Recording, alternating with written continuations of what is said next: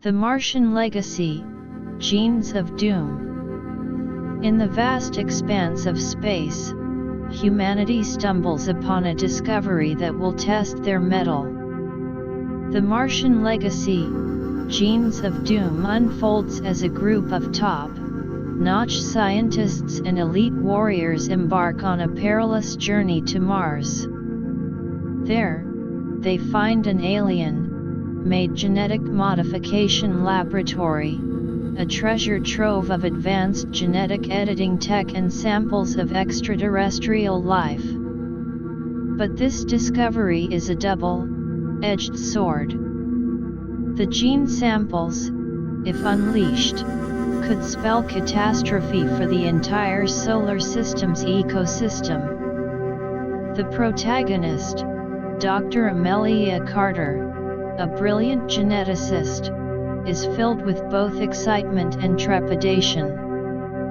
Her world shatters when the lab's protective systems fail, releasing the gene samples. These samples mutate into colossal, aggressive monsters that adapt rapidly to the Martian environment and launch fierce attacks on the expedition team. As the team battles for survival, they face not only the brute force of the creatures but also disruptions to their electronics and communication systems. With members falling one by one, the situation grows dire.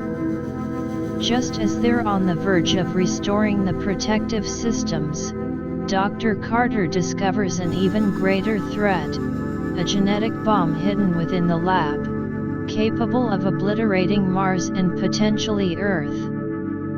In a selfless act, Dr. Carter makes the ultimate sacrifice. She pilots a small spacecraft into the depths of space, taking the bomb with her, ensuring the safety of the solar system at the cost of her own life. This story is a thrilling yet calming bedtime tale that combines hard science fiction with heart-pounding action, adventure, perfect for those seeking a bit of excitement before drifting off to sleep. Chapter 1: The Call to Mars.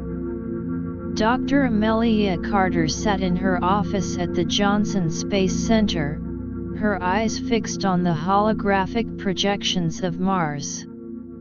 She was a renowned geneticist, with a sharp intellect and a passion for the unknown. Her long, auburn hair was tied back in a loose ponytail, and her hazel eyes sparkled with excitement as she read the mission briefing. A knock on her office door interrupted her thoughts. Captain Jake Thompson entered, his broad shoulders filling the doorframe. "Dr. Carter, the mission to Mars is a go. We leave in 3 days." Amelia stood up, a sense of anticipation coursing through her veins. "I'm ready, Captain. This could be the most significant discovery in human history." The two of them had been hand-picked for this mission. Amelia for her expertise in genetics, and Jake for his years of experience leading space expeditions.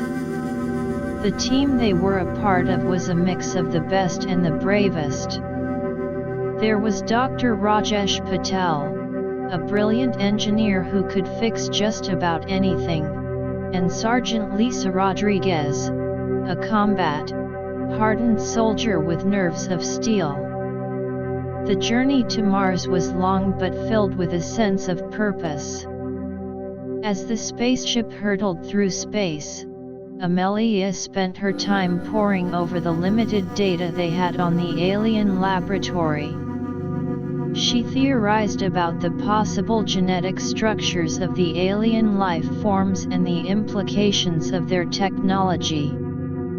When they finally landed on Mars, the red planet's desolate landscape stretched out before them. The team quickly set up their base camp and made their way towards the coordinates of the suspected laboratory.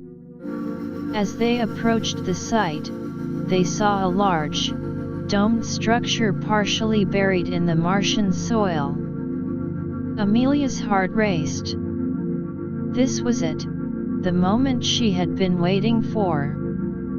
Chapter 2: The Lab of Wonders and Dangers.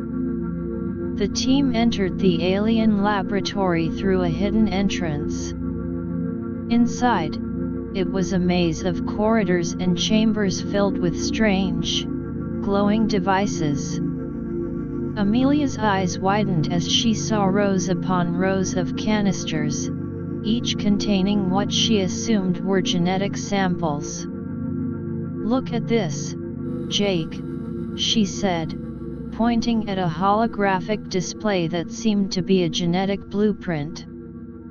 "This technology is light years ahead of anything we have on Earth."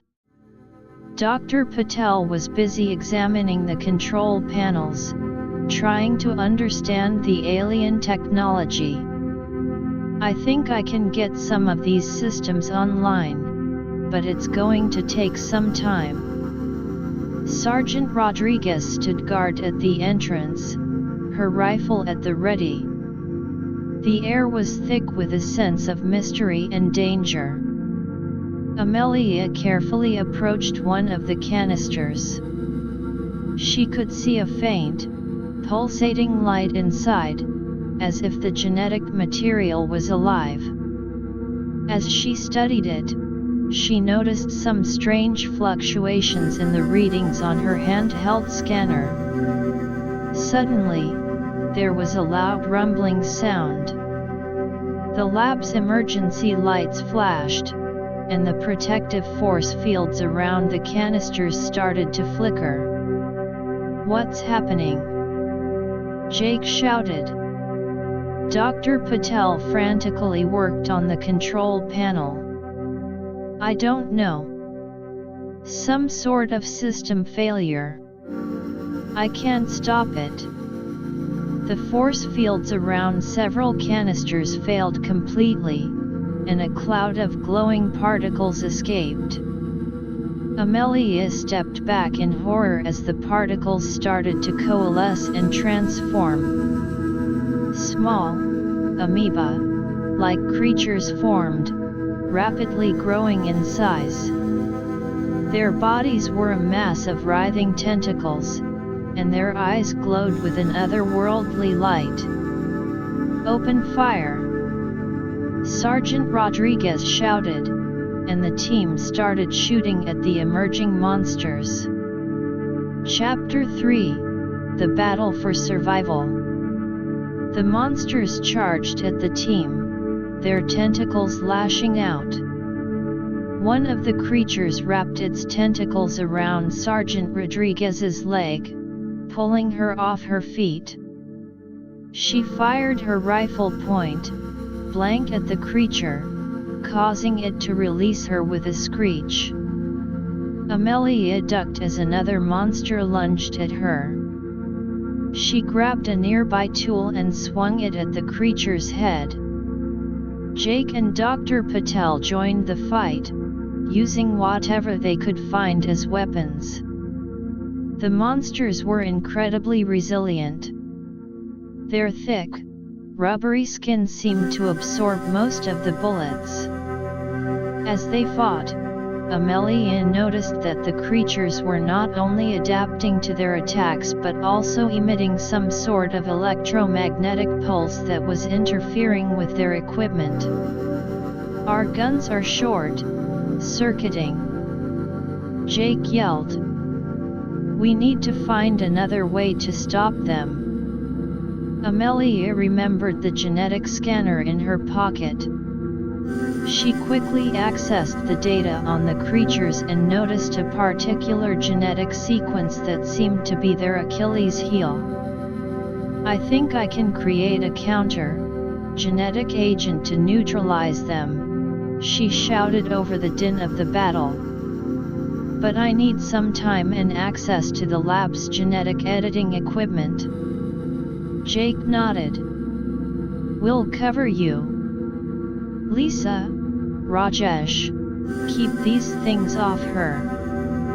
The three of them formed a protective circle around Amelia as she worked on the genetic agent. The monsters continued to attack, but the team fought bravely, using improvised weapons and their wits to hold them at bay. Chapter 4: The Final Crisis. Amelia worked feverishly, her fingers flying over the alien control panel as she tried to create the genetic agent. Finally, after what seemed like an eternity, she managed to synthesize the agent. She loaded it into a small canister and threw it towards the monsters. The agent spread through the air, and the monsters started to convulse. Their bodies began to break down, and within minutes, they were nothing but a pile of goo. The team let out a sigh of relief. But their relief was short-lived.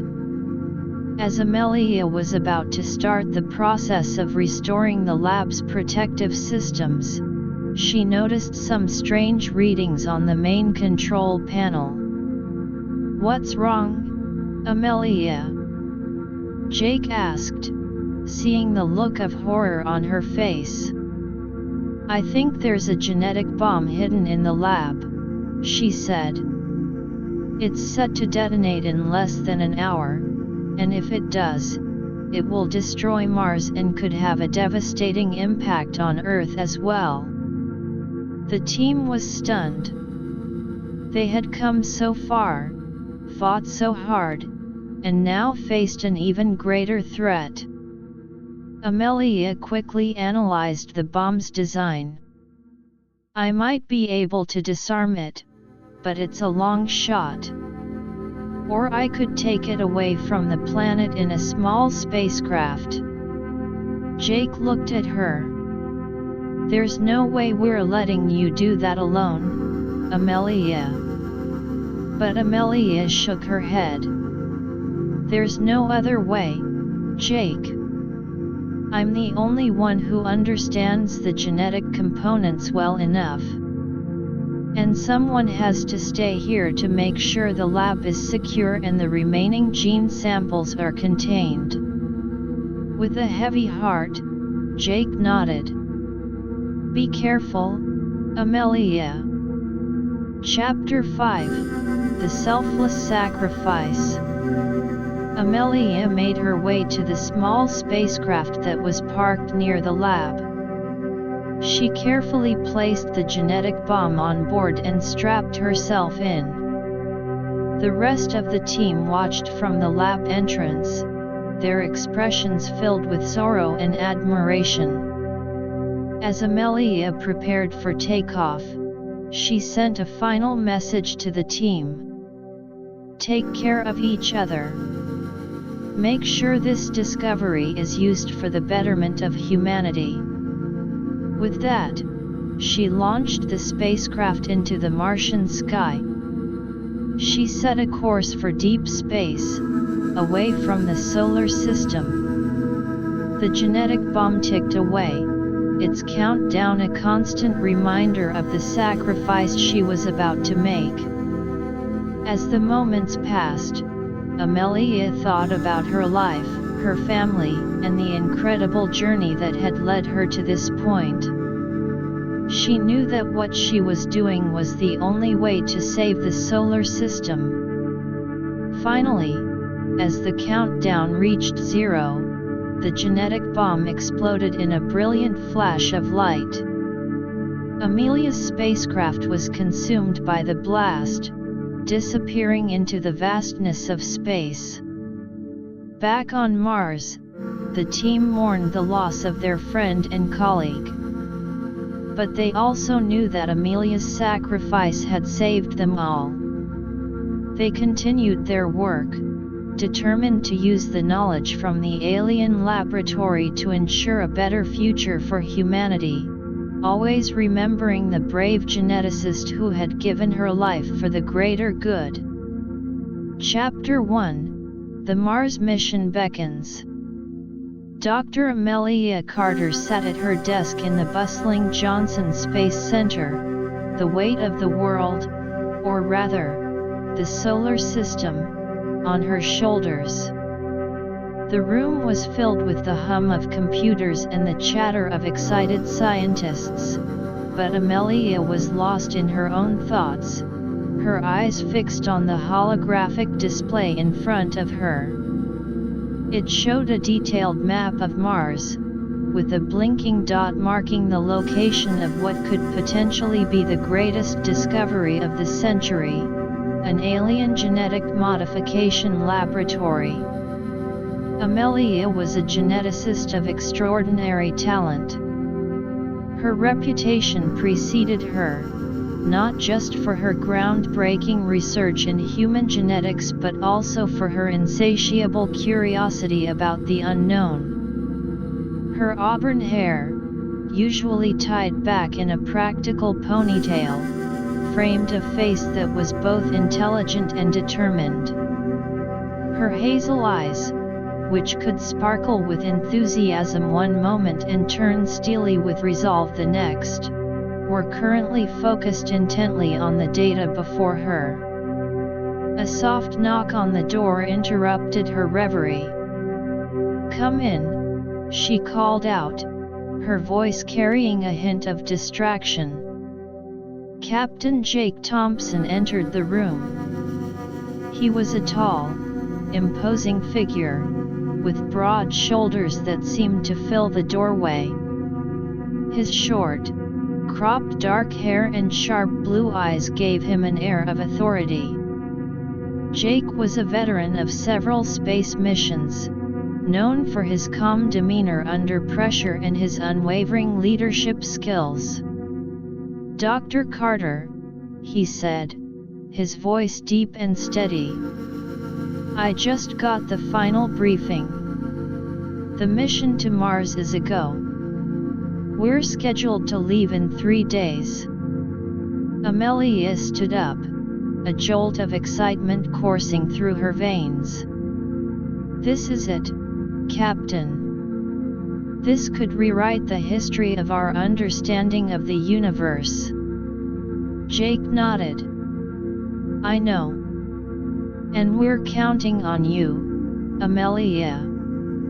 Your expertise in genetics is crucial for this mission." The two of them had been hand-picked for this expedition. Amelia for her unparalleled knowledge of genetics, and Jake for his experience in leading high-risk space missions. The rest of the team was a hand-selected group of the best and the brightest. Dr. Rajesh Patel was an engineering genius.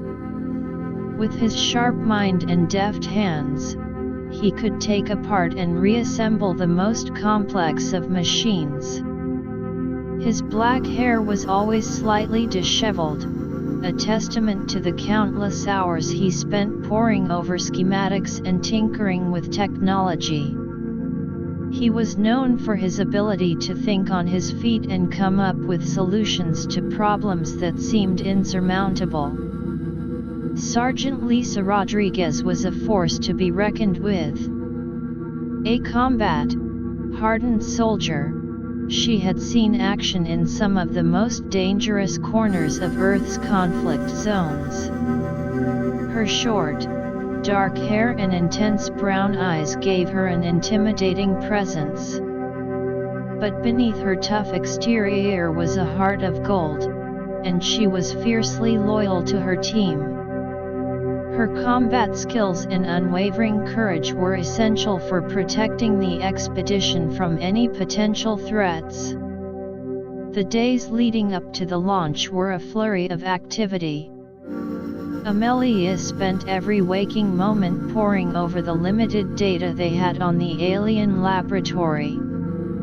She studied the satellite images, analyzed the readings from the preliminary scans, and theorized about the possible genetic structures of the alien life forms that might have been created or studied in the lab. The technology they had discovered on Mars was like nothing ever seen before. The scans had revealed a complex network of chambers and corridors, filled with strange, glowing devices. The canisters that were suspected to contain genetic samples seemed to pulse with an otherworldly energy. Amelia's mind raced with the possibilities. What kind of genetic experiments had the aliens been conducting? What secrets did these samples hold? On the day of the launch, the team gathered at the launch pad. The massive rocket stood tall, ready to carry them into the unknown. The air was thick with anticipation and a touch of nervousness. Amelia took a deep breath, looking around at her team. Jake gave her a reassuring nod, his eyes filled with confidence. Rajesh was adjusting his equipment, his hands moving with practiced ease. Lisa stood tall, her rifle slung over her shoulder, her eyes scanning the area with a soldier's vigilance. The countdown began, and Amelia felt her heart pounding in her chest. 10, 9, 8. The numbers echoed through the launch pad. With a deafening roar, the rocket lifted off, hurtling towards the red planet. The journey to Mars was long and filled with a mix of excitement and anxiety. Amelia used the time to further prepare herself. She reviewed her notes, ran simulations on her personal computer, and discussed various scenarios with the team. Jake, on the other hand, focused on the navigation and the overall operation of the spacecraft. He monitored the systems closely, making sure everything was functioning smoothly. Rajesh was constantly tinkering with the equipment, making minor adjustments to ensure its optimal performance. Lisa, ever vigilant, practiced her combat drills and familiarized herself with the layout of the spacecraft in case of an emergency. As they neared Mars, the red planet loomed large in the viewport. Its desolate landscape, with its towering volcanoes and vast canyons, was both beautiful and intimidating. The team prepared for landing, their hearts filled with a sense of purpose. The spacecraft touched down on the Martian surface with a gentle thud. Amelia looked out of the window, her breath catching in her throat. They had finally arrived at their destination. The harsh Martian sunlight bathed the landscape in a reddish-orange glow. The team quickly suited up and prepared to exit the spacecraft. The air outside was thin and cold, filled with a fine red dust that swirled in the gentle breeze. Amelia took her first steps on Mars, feeling a sense of awe wash over her. This was a moment she had dreamed of for years. The team set up their base camp quickly and efficiently. They deployed the necessary equipment, established communication systems, and began the search for the alien laboratory. Using the coordinates they had, they made their way across the Martian terrain. As they approached the suspected location of the laboratory, they saw a large, domed structure partially buried in the Martian soil. Amelia's heart skipped a beat. This was it, the moment she had been waiting for. The structure was massive, its surface covered in strange symbols and markings that none of them could decipher. The team approached the entrance of the dome cautiously. Lisa took the lead, her rifle at the ready. Rajesh scanned the area for any signs of danger, while Jake and Amelia followed closely behind. The entrance was a large, circular opening. As they stepped inside, a dim, blue-white light illuminated the corridor. The air was thick with a strange, metallic smell. Amelia could feel the excitement building within her. She could sense that they were on the verge of something truly extraordinary. The corridor led them to a large chamber. Inside, they were greeted by a sight that took their breath away. Rows upon rows of canisters lined the walls, each one glowing with a soft, pulsating light. In the center of the chamber, a large, holographic display projected a complex genetic blueprint that none of them could fully understand at first glance. "Look at this, Jake," Amelia said, her voice filled with wonder. "This technology is light years ahead of anything we have on Earth." Jake nodded, his eyes wide with amazement. "It's incredible. But we need to be careful. We don't know what kind of dangers might be lurking here." Dr. Patel immediately made his way over to a control panel near the holographic display. The panel was covered in strange symbols and lights. He started to study it intently, trying to make sense of the alien technology. "I think I can get some of these systems online," he said, his fingers tracing over the symbols. "But it's going to take some time. This is like nothing I've ever seen before."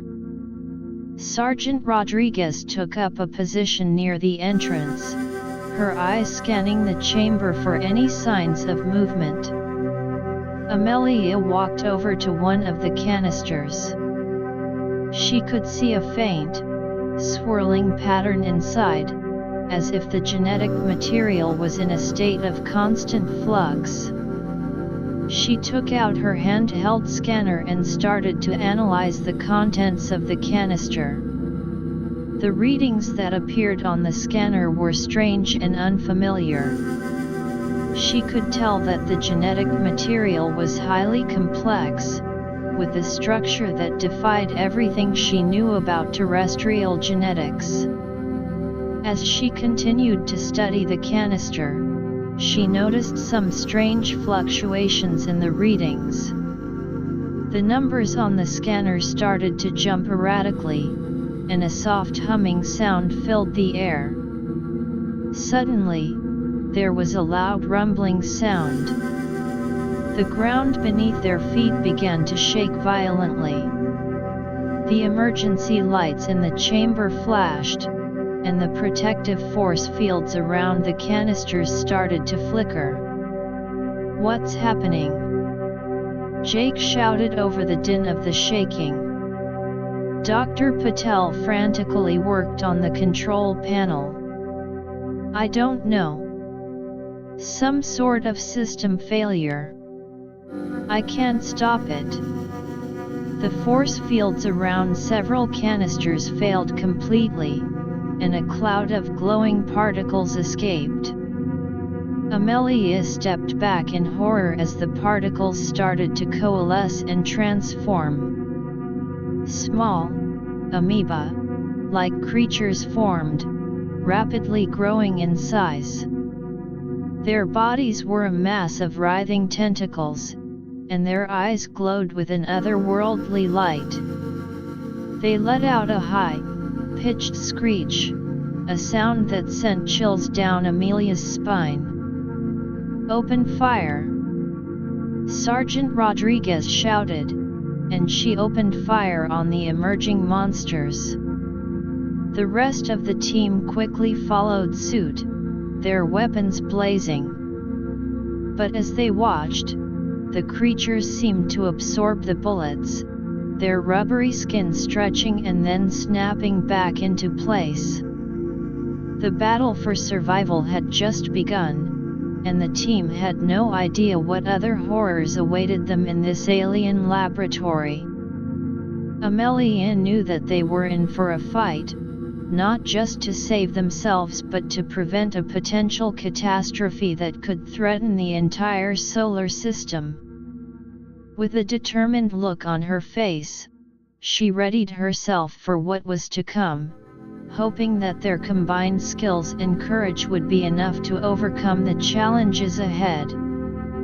Chapter 2: The Unleashed Peril. The creatures, now fully formed and growing larger by the second, charged towards the team with a terrifying speed. Their tentacles lashed out, reaching for the nearest targets. Sergeant Lisa Rodriguez, her face set in a mask of determination, continued to fire at the approaching monsters. The sound of gunshots filled the chamber, but it seemed to have little effect on the resilient creatures. One of the creatures, its body a mass of undulating tentacles, lunged at Lisa. She quickly sidestepped, but not before one of the tentacles grazed her arm, leaving a burning sensation. With a grunt of pain, she turned and fired a burst of shots point blank at the creature's head. The creature let out a screech, but it did not stop. Dr. Amelia Carter, her mind racing, tried to analyze the creature's behavior and weaknesses even as the battle raged around her. She knew that they needed a more strategic approach if they were to survive. "Jake, these things are adapting too quickly to our gunfire. We need to find another way to stop them," she shouted over the chaos. Captain Jake Thompson, his eyes scanning the chamber, spotted a large control console on the far side of the room. "Maybe if we can get to that console, we can find a way to disable these things or restore the force fields," he yelled back. Dr. Rajesh Patel, in the meantime, was still struggling with the alien control panel near the holographic display. His fingers flew over the strange symbols, trying to make sense of the alien code.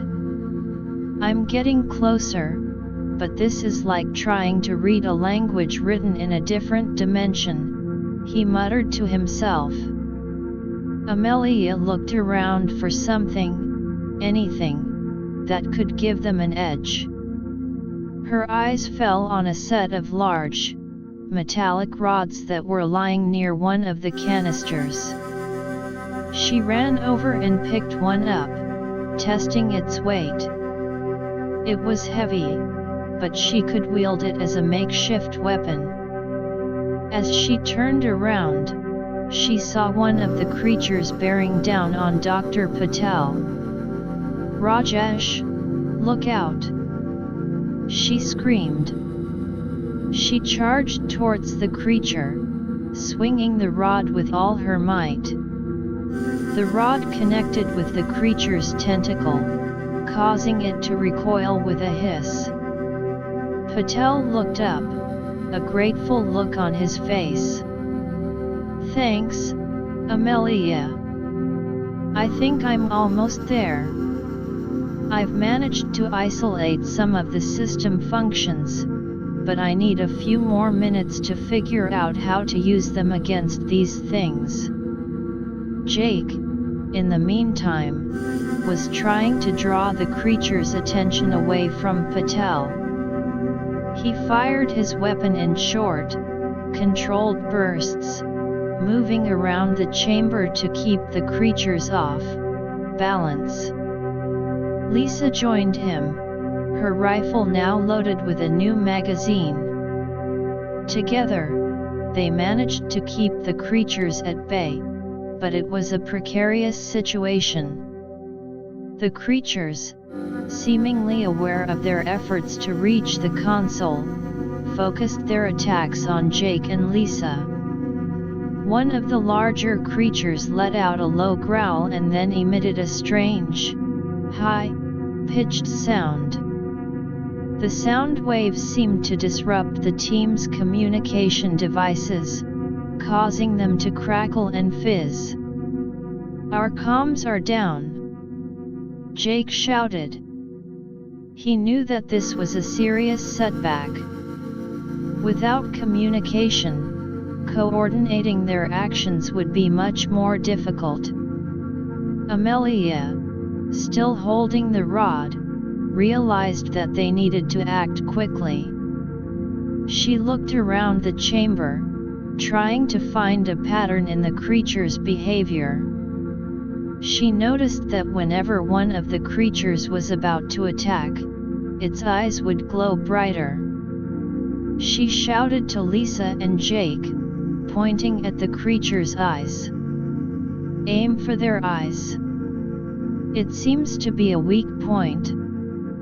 Lisa and Jake adjusted their aim, and this time, when they fired at the creature's eyes, they saw some effect. One of the creatures let out a pained screech as a bullet hit its glowing eye.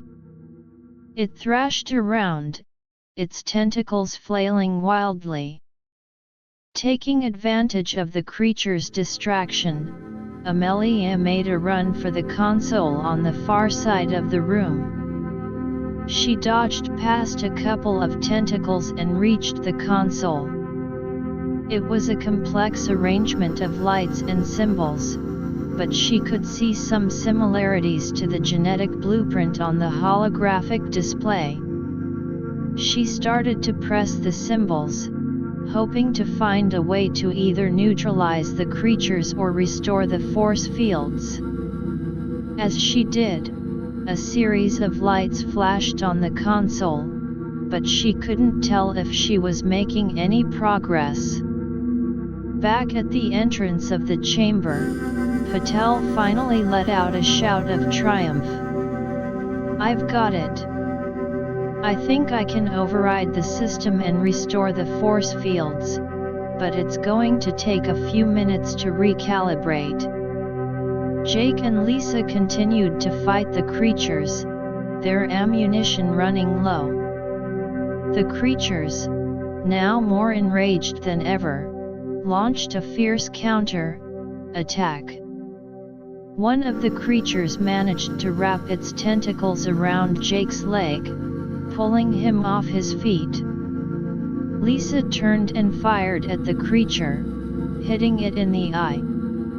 The creature released Jake with a screech. Jake quickly got up, his leg throbbing with pain. "We don't have much time, Rajesh," he shouted. Patel worked feverishly on the control panel. The creatures seemed to sense that their time was running out. They redoubled their efforts, trying to stop Patel from completing his task. One of the creatures lunged at Patel, but Lisa was there in an instant. She leaped in front of Patel, using her body as a shield. The creature's tentacles wrapped around her, squeezing tightly.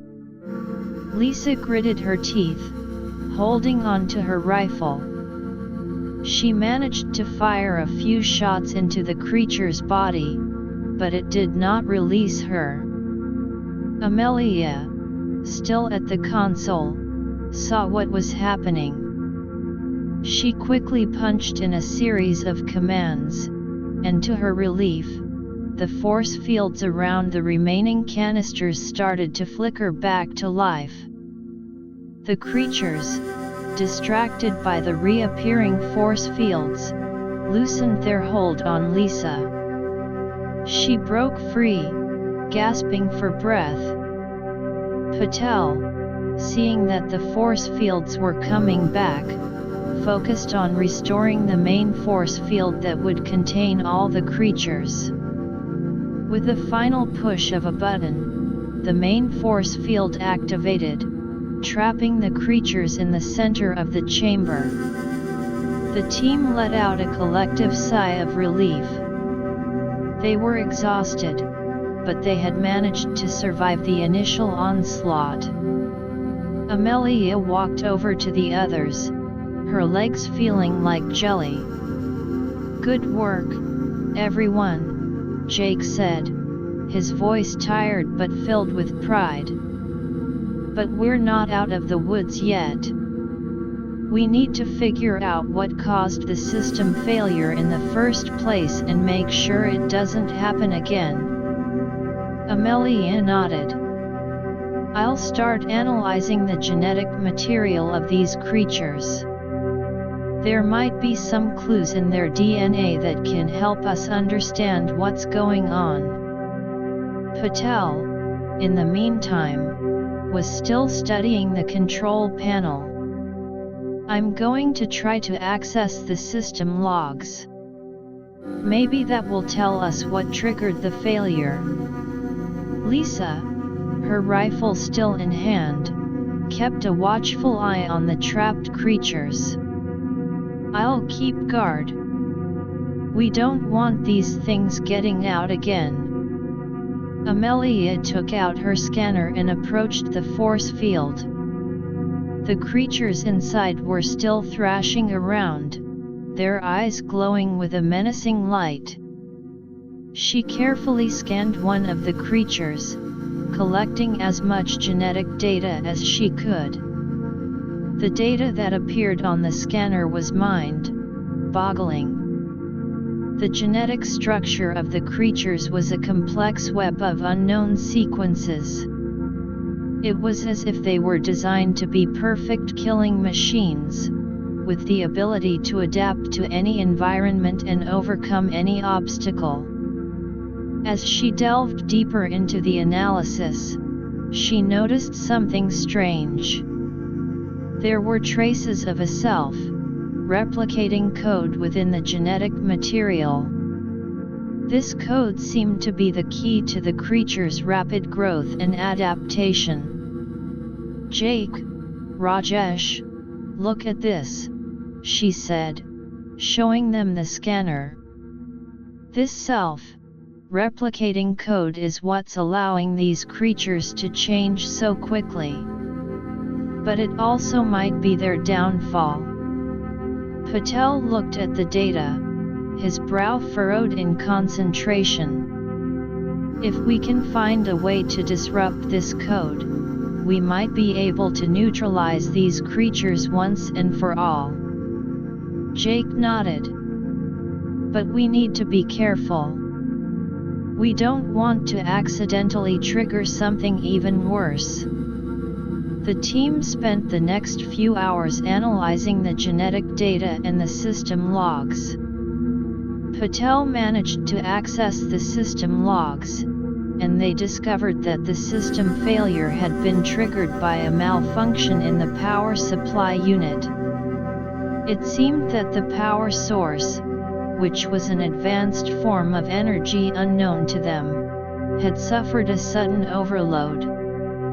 Amelia, using her knowledge of genetics, started to develop a plan to create a counter-genetic agent that could disrupt the self-replicating code in the creature's DNA. She worked on a small, portable genetic editing device, adjusting the settings to target the specific genetic sequences. As she was working, she couldn't shake the feeling that there was something more to this. Why would the aliens create such dangerous creatures and then store them in a lab on Mars? What was their ultimate goal? Suddenly, the ground beneath their feet started to shake again. This time, it was even more violent than before. The force field around the creatures flickered, and the canisters on the walls rattled. "What's happening now?" Lisa shouted, her grip tightening on her rifle. Patel quickly checked the control panel. "It's another system failure, but this time, it's coming from a different part of the complex. I think there might be a secondary power source that's malfunctioning." Jake looked at Amelia. "We need to hurry. If the force field fails again, we won't be able to stop these creatures." Amelia nodded, her hands working feverishly on the genetic editing device. She knew that they were running out of time. The creatures inside the force field were growing more agitated, sensing the weakening of the barrier. With a final adjustment, Amelia completed the counter genetic agent. She loaded it into a small aerosol canister. "This should work, but we need to get it close to the creatures," she said. Jake looked at the force field, which was now flickering dangerously. "I'll do it. You two cover me." He took the canister from Amelia and made his way towards the force field. As he got closer, the creatures lunged at the force field, their tentacles pressing against it. Jake waited for a moment when the force field was at its weakest, and then he quickly opened a small hatch in the force field and threw the canister inside. The canister released a cloud of the counter genetic agent, which spread quickly through the air inside the force field. The creatures started to convulse, their bodies writhing in pain. Their glowing eyes dimmed, and the self-replicating code in their DNA began to break down. Slowly but surely, the creatures started to disintegrate. Their tentacles fell off, and their bodies dissolved into a pool of goo. The team watched in awe as the threat they had been facing seemed to be finally neutralized. But just as they were about to celebrate, a new alarm sounded. Patel looked at the control panel, his face turning pale. "We've got a bigger problem. There's some sort of countdown starting in the deeper levels of the complex. I can't tell what it is, but it doesn't look good." Amelia, Jake, and Lisa exchanged worried glances. They had thought they were out of danger, but it seemed that they had only uncovered the tip of the iceberg. With a sense of foreboding, they prepared to face whatever new threat awaited them in the depths of the alien laboratory. Chapter 3: The Deepening Crisis. The shrill alarm echoed through the chamber, a constant reminder of the new danger lurking in the depths of the alien laboratory. Dr. Amelia Carter, Captain Jake Thompson, Sergeant Lisa Rodriguez, and Dr. Rajesh Patel exchanged worried glances. The air was thick with tension as they tried to make sense of the situation. Patel, his fingers flying over the control panel, was working desperately to decipher the countdown. "I've never seen a code like this before," he muttered, frustration evident in his voice. "It's a complex encryption, but from what I can tell, it's some sort of high-level activation sequence." Amelia stepped closer to the console, her eyes scanning the strange symbols. "Could it be related to the genetic bomb we suspected earlier?" Or maybe it's another security measure that's been triggered due to the recent events. Jake looked around the chamber, his mind racing. We need to find out what's going on, and fast. Lisa, keep an eye on the perimeter. Rajesh, keep trying to break the code. Amelia, you and I will start exploring the deeper levels of the complex to see if we can find any clues. Lisa nodded, her rifle at the ready. She took up a position near the entrance, her eyes constantly scanning the corridor for any signs of danger. Patel continued his work on the control panel, his brow furrowed in concentration. Amelia and Jake made their way towards a large, sealed door at the end of the chamber.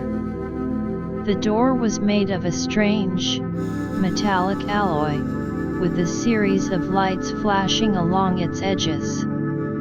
Jake tried to find a way to open it, but there were no visible controls. Amelia took out her scanner and scanned the door. There's a hidden control panel on the right-hand side. It's encrypted, but I might be able to override it.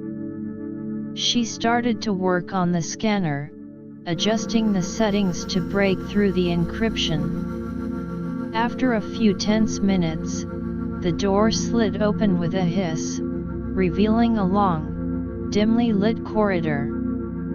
The air that wafted out was colder and carried an even stronger metallic smell. The corridor was lined with more strange symbols and markings, some of which seemed to glow faintly. As they walked down the corridor, Amelia couldn't shake the feeling that they were being watched. She kept her scanner at the ready, constantly scanning the area for any signs of life or hidden traps. Jake, on the other hand, had his weapon drawn, his eyes alert for any sudden movements. The corridor led them to a large, circular room. In the center of the room was a massive, cylindrical structure that seemed to pulsate with a strange energy. The surface of the cylinder was covered in a series of lights that were flashing in a rhythmic pattern. Amelia approached the cylinder cautiously, her scanner held out in front of her. This is it, Jake. This has to be related to the countdown. The energy readings coming from this thing are off the charts. Jake looked around the room. There's no sign of any obvious controls. We need to figure out what this thing is and how to stop the countdown. Amelia started to analyze the data from her scanner. The energy signature of the cylinder was like nothing she had ever seen before. It seemed to be a combination of genetic-based energy and a form of power that she couldn't even begin to identify. As she delved deeper into the analysis, she noticed something disturbing. The genetic markers in the energy signature were similar to those of the creatures they had just faced. Jake, this is bad. The genetic material in this cylinder is related to the creatures. It could be some sort of master control unit, or maybe even the source of the genetic bomb. Jake's face grew grim. We need to get Rajesh down here. He might be able to make more sense of the technology behind this thing. Just as Jake was about to contact Patel through their comms, they heard a loud screeching sound from the corridor. Amelia and Jake turned around, their weapons at the ready. A group of smaller, but equally menacing, creatures emerged from the shadows. These creatures were different from the ones they had faced earlier. They were more agile, with long, spiked tails and multiple eyes. The creatures charged towards them, their sharp teeth bared. Jake opened fire, his weapon sending a hail of bullets towards the approaching creatures. Amelia took cover behind the cylinder, using her scanner to analyze the creature's weak points. She quickly identified a vulnerable spot on the creature's underbellies. "Jake, aim for their bellies. That's their weak point," she shouted. Jake adjusted his aim and started to target the creature's underbellies. Some of the bullets found their mark, causing the creatures to screech in pain. But there were too many of them, and they were getting closer. Amelia reached into her pocket and pulled out a small, explosive device. "I'm going to try to create a distraction. When I set this off, you make a run for the corridor and call for backup." Jake nodded. "Be careful, Amelia." Amelia armed the explosive device and threw it towards the creatures. The device exploded with a deafening blast, sending the creatures flying. Jake took the opportunity to make a run for the corridor. Amelia followed closely behind, her heart pounding in her chest.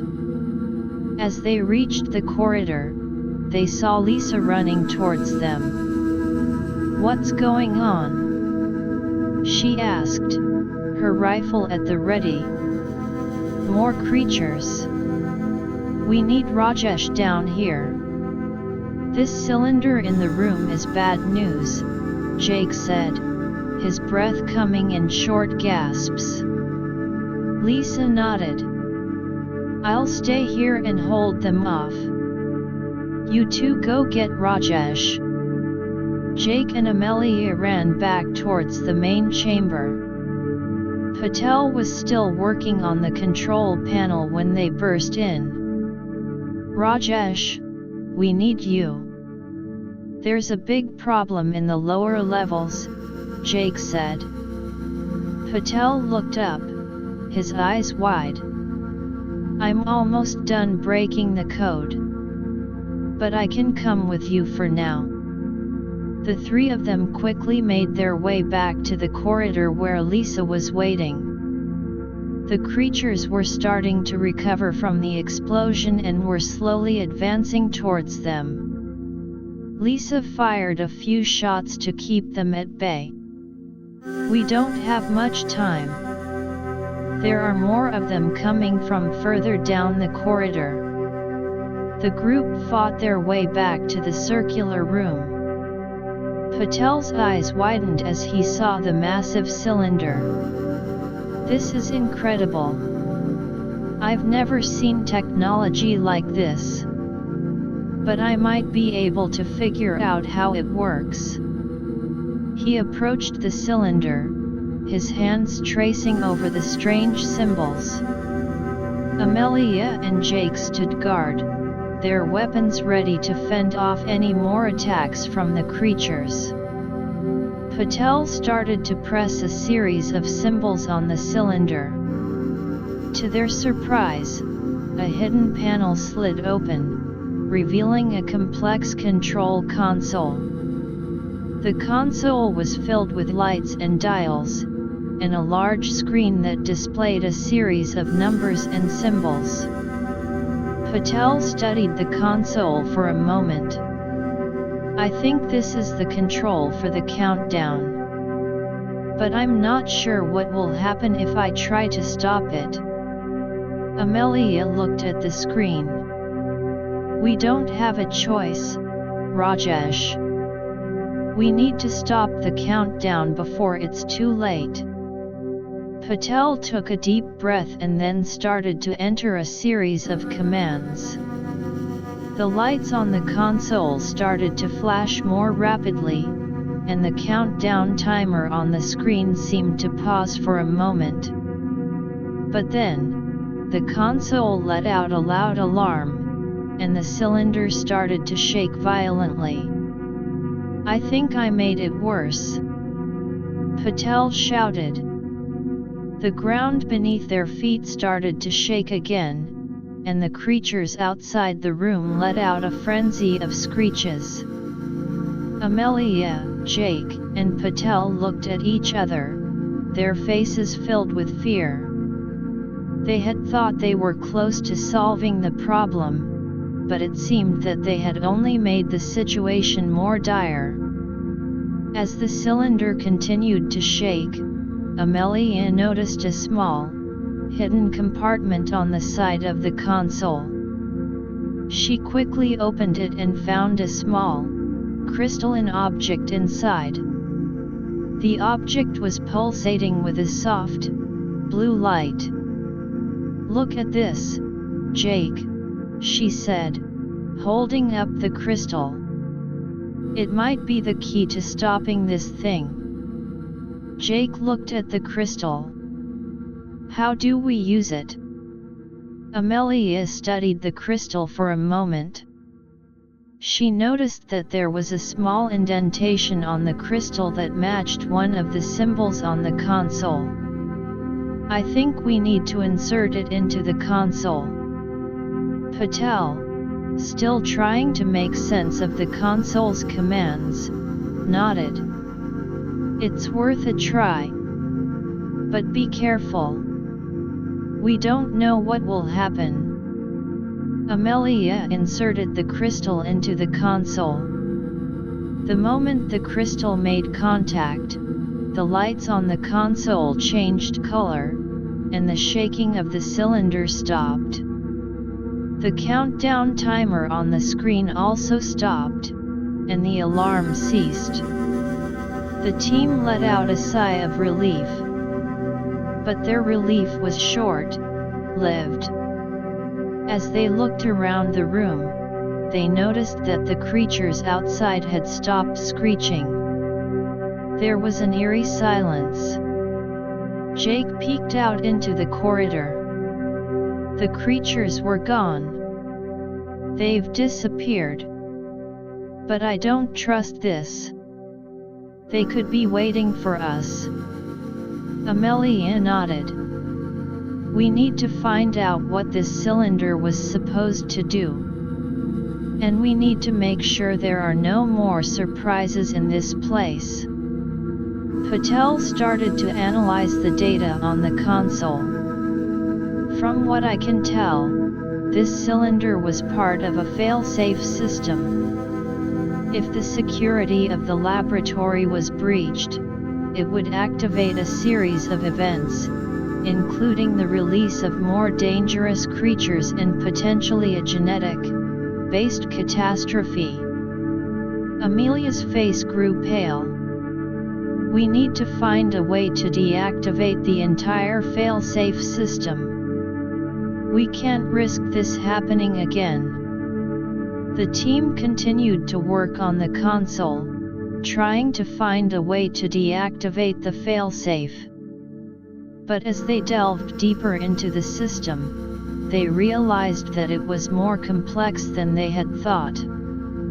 The failsafe was interconnected with multiple systems throughout the laboratory, and any wrong move could trigger another disaster. As they were working, Amelia's scanner beeped.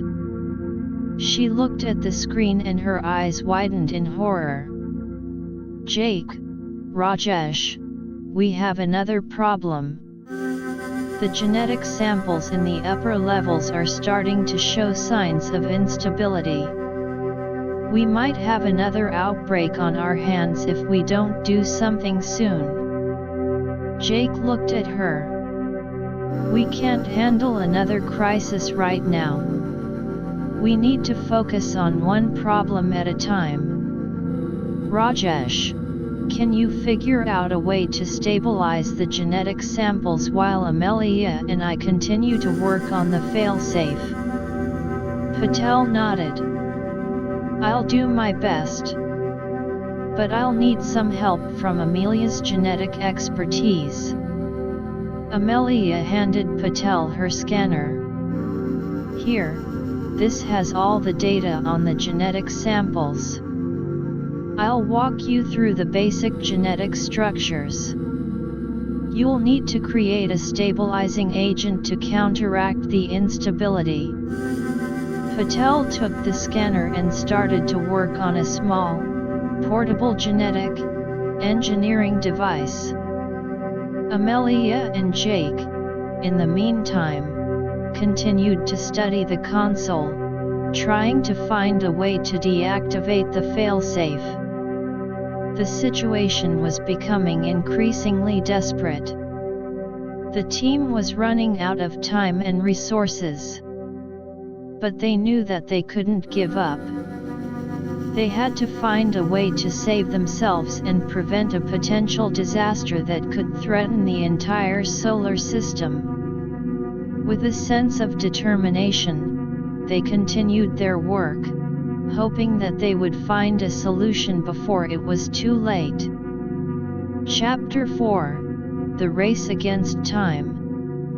Dr. Rajesh Patel hunched over the portable genetic engineering device, his eyes fixed on the scanner that Amelia had given him. The data on the genetic sample's instability was complex, but he was determined to find a solution. Amelia, in between her attempts to deactivate the failsafe with Jake, would periodically glance over to check on Patel's progress. As Patel worked, he mumbled to himself, "These genetic structures are a nightmare. It's like they're designed to self-destruct under the slightest perturbation." He began by isolating the key genetic sequences that were causing the instability. Using the genetic engineering device, he started to create a counter agent that could bind to these sequences and neutralize their effect. Amelia, on the other hand, was deep in conversation with Jake about the failsafe system. "Look, Jake," she said, pointing at a series of symbols on the console. "I think these represent different subsystems of the failsafe. If we can figure out how to isolate and deactivate each one, we might be able to stop the entire thing." Jake nodded, his brows furrowed in concentration. "But we have to be careful. One wrong move, and we could set off another chain of disasters." They spent the next few minutes studying the console, trying to decipher the alien code. Amelia's knowledge of genetics gave her some insights into the symbols, as many of them seemed to have a genetic code-like structure. Suddenly, the quiet of the room was shattered by a loud explosion from the upper levels. The ground shook violently, and dust rained down from the ceiling. "The genetic samples!" Patel shouted. "They must have become too unstable." Jake grabbed his weapon. "We need to go and check it out. Rajesh, keep working on that stabilizing agent. Amelia, you come with me." The two of them rushed out of the circular room and up the corridor towards the main chamber. As they entered, they saw that several of the canisters containing the genetic samples had exploded. The chamber was filled with a thick, greenish, yellow mist, and strange, mutated forms were starting to emerge from the mist. "These are different from the ones we faced before," Amelia said, her voice filled with concern. These new creatures were smaller but more numerous. They had long, spiny legs and multiple heads, each with a set of sharp, mandible-like jaws. Jake opened fire on the approaching creatures. "We can't let them spread. We need to hold them off until Rajesh can get that stabilizing agent ready." Amelia took out a small, handheld device that emitted a high-frequency sound. She aimed it at the creatures, and to her relief, it seemed to disrupt their movement. The creatures paused, their multiple heads swaying erratically. "Keep using that," Jake shouted, as he continued to fire his weapon. The creatures, despite the disruption, were still advancing. Some of them managed to get close enough to launch small, acidic projectiles from their mandibles. Jake and Amelia had to dodge quickly to avoid being hit. Back in the circular room, Patel was under intense pressure. The data on the genetic samples was changing rapidly, and he had to adjust his formula for the stabilizing agent accordingly. Come on," he muttered, his fingers flying over the controls of the genetic engineering device. Finally, after what seemed like an eternity, he let out a sigh of relief. "I think I've got it. But I need to get it to the main chamber fast." He grabbed the container holding the stabilizing agent and ran towards the main chamber. As he entered, he saw Jake and Amelia fighting a losing battle against the growing number of creatures. "Get back!" Patel shouted.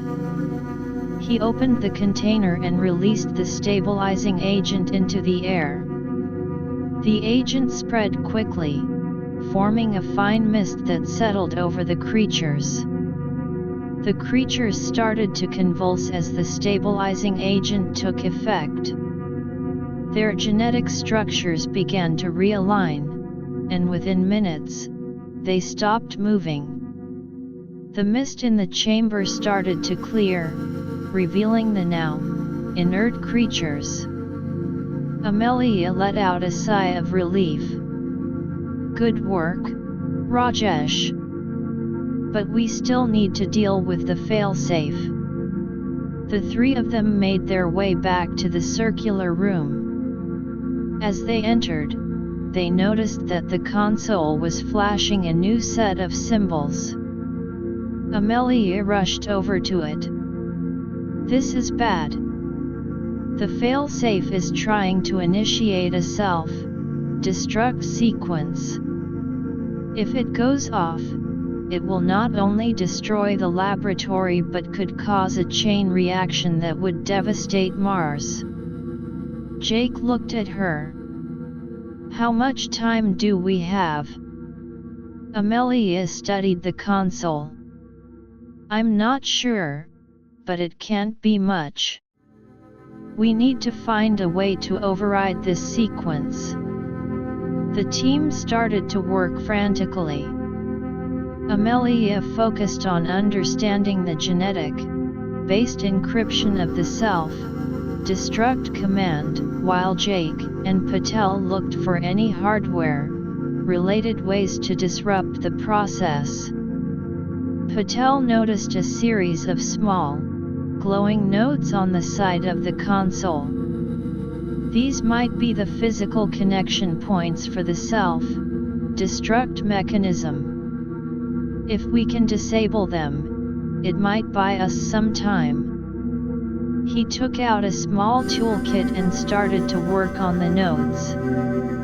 Jake, in the meantime, was trying to find a way to access the failsafe's main control algorithms.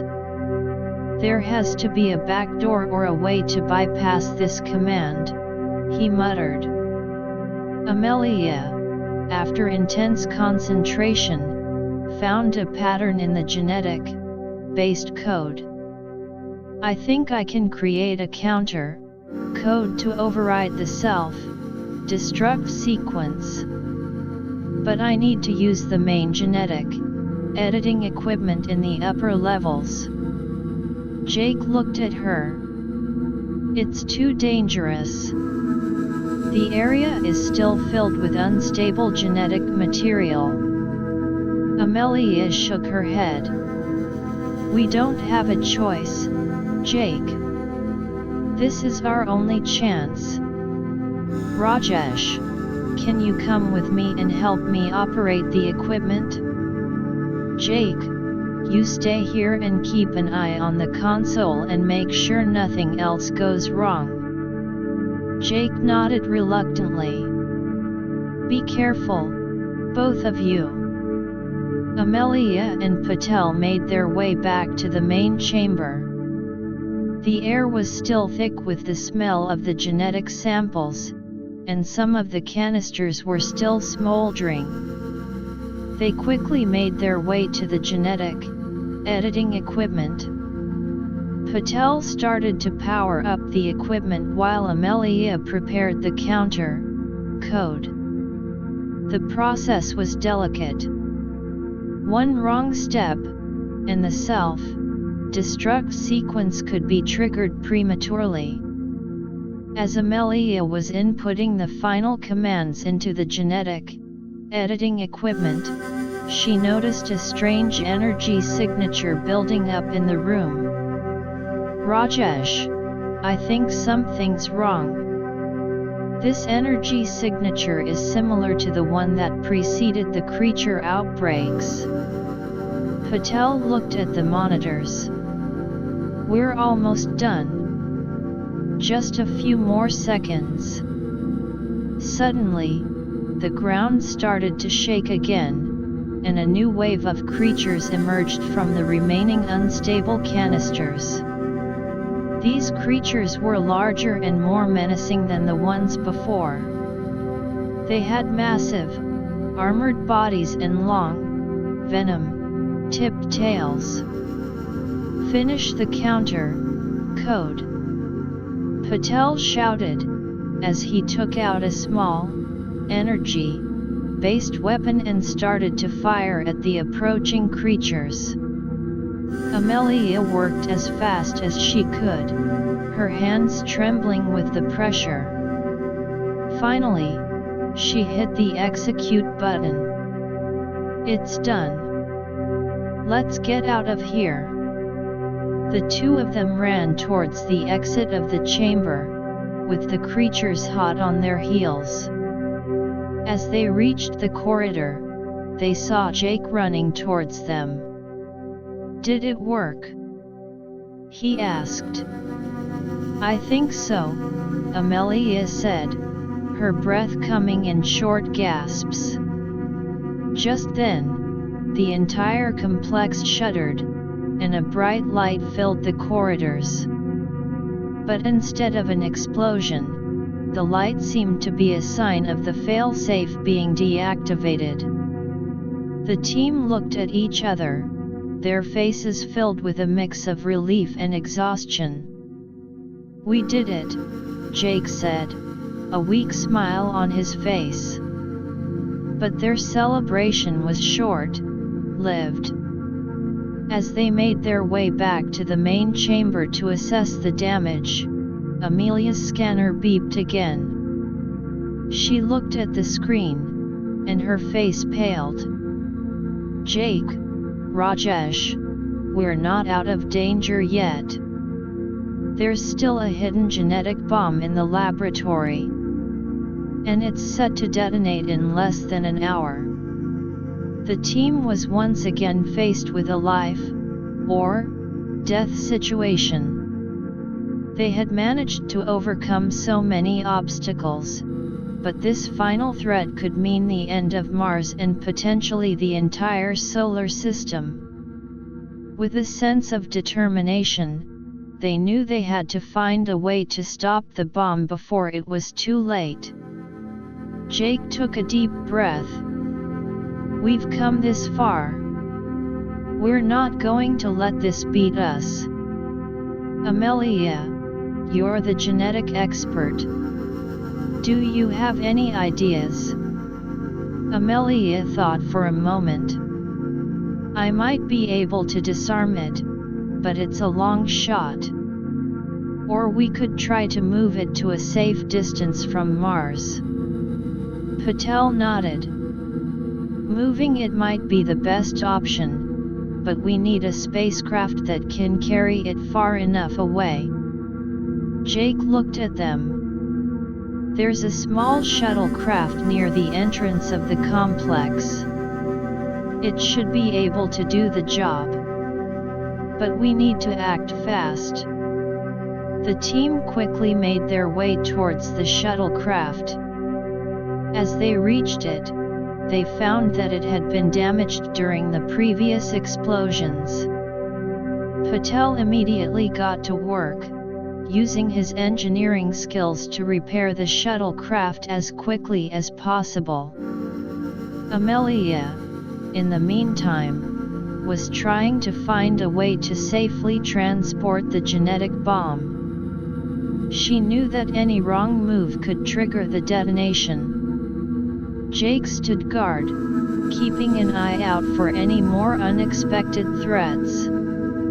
As Patel worked on the shuttlecraft, Amelia found a special container in the laboratory that was designed to hold genetic material safely.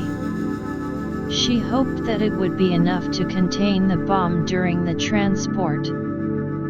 Finally, Patel announced that the shuttlecraft was ready. It's not perfect, but it should get us to a safe distance. Amelia carefully placed the genetic bomb in the container and loaded it onto the shuttlecraft.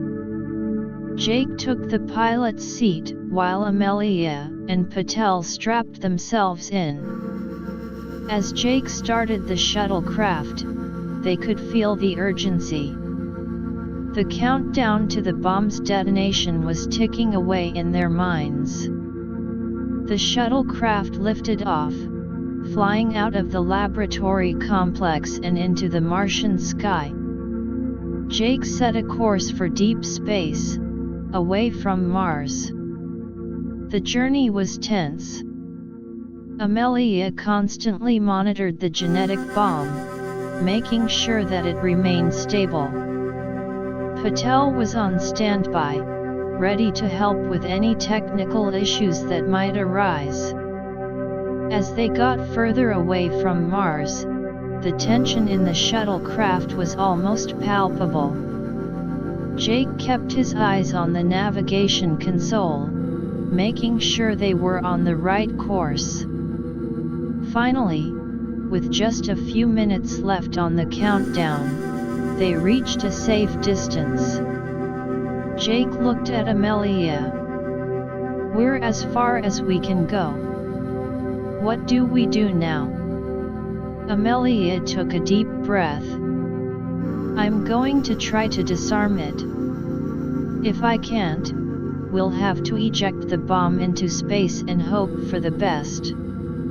She unstrapped herself and made her way to the container holding the genetic bomb. With trembling hands, she started to work on the bomb's complex genetic-based locking mechanism. The seconds seemed to stretch into eternity as she worked.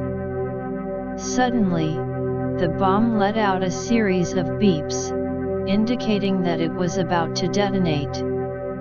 Amelia's heart sank.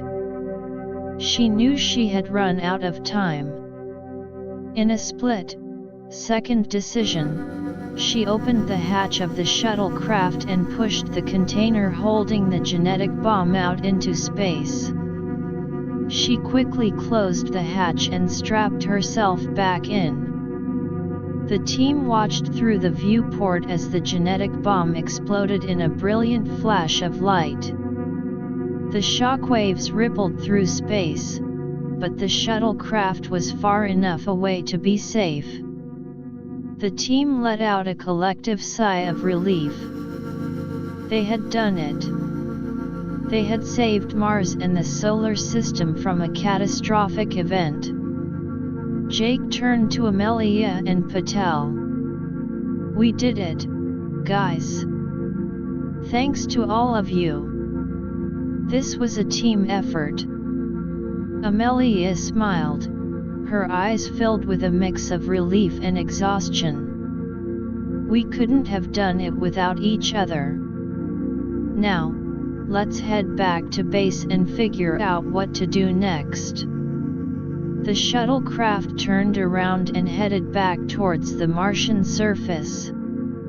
The team knew that there was still a lot of work to be done. They needed to secure the laboratory, study the remaining genetic samples safely, and figure out how to share their findings with the rest of humanity. But for now, they could enjoy a moment of victory, knowing that they had faced incredible odds and come out on top. Chapter 5: Aftermath and New Beginnings. The shuttlecraft touched down gently on the Martian surface near the base camp. Dr. Amelia Carter, Captain Jake Thompson, and Dr. Rajesh Patel stepped out, their bodies weary but their spirits high. The red-hued Martian landscape, which had been the backdrop of so much danger and uncertainty, now seemed almost peaceful in the aftermath of their harrowing ordeal. Sergeant Lisa Rodriguez rushed towards them, a look of relief on her face. "I saw the explosion from here. I was worried sick. But it looks like you guys pulled through." Jake nodded. "It was a close call, Lisa. But we managed to get the genetic bomb away from Mars just in time." Amelia looked around at the base camp. It had suffered some damage during the events in the laboratory, but most of the essential equipment was still intact. "We need to start the process of securing the laboratory and analyzing the remaining genetic samples. This is too important a discovery to let go to waste." Patel stretched his tired muscles. "Agreed. But we need to be extra careful this time. We don't want any more surprises." The team spent the next few hours assessing the damage to the base camp and making the necessary repairs. They also set up a perimeter defense system to prevent any unexpected intrusions. With that done, they turned their attention back to the alien laboratory. As they entered the laboratory, the air was still thick with the smell of burnt circuits and the remnants of the genetic chaos. The canisters that had not exploded were still a potential source of danger, but they now had a better understanding of how to handle them. Amelia led the way to the area where the genetic samples were stored. "We need to isolate these samples and study them one by one. We can't afford to take any chances."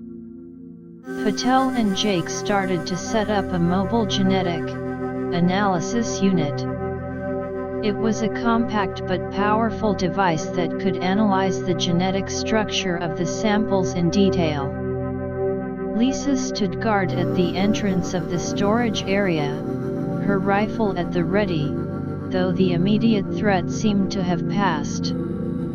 Amelia carefully selected one of the canisters and placed it in the analysis unit.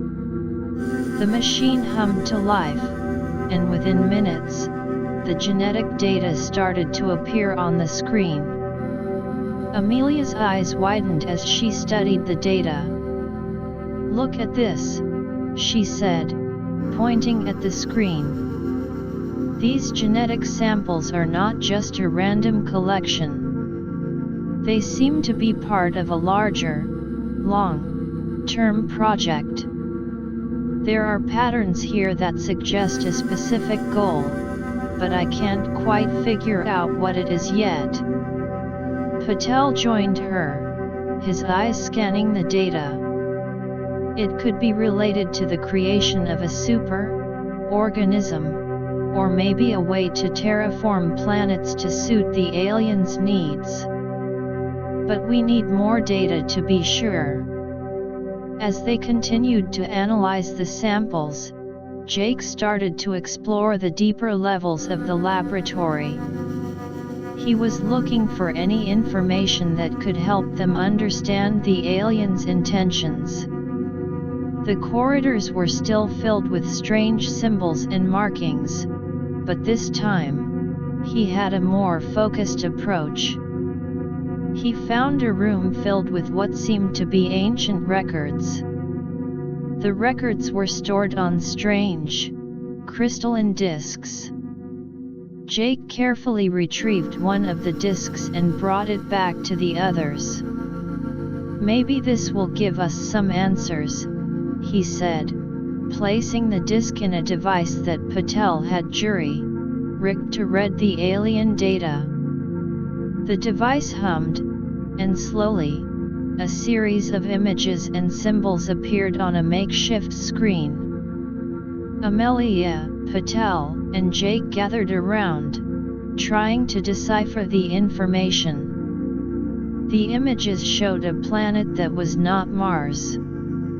It was a lush, green world with a diverse ecosystem.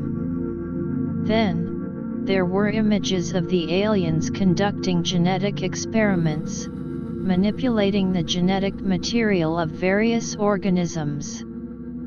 Amelia gasped. "I think they were trying to create a universal genetic template. A set of genes that could adapt to any environment and thrive. But something went wrong, and that's why we had all those problems with the samples." Patel nodded. "It makes sense. The self-replicating and rapidly mutating genetic codes we've seen could be a by-product of their attempts to create this universal template."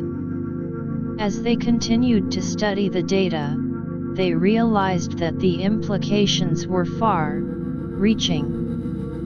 If the aliens had succeeded in creating such a genetic template, it could have been used to colonize other planets, but it also could have had disastrous consequences for the existing ecosystems. Back on Earth, the news of their discovery had spread like wildfire. The scientific community was abuzz with excitement and speculation.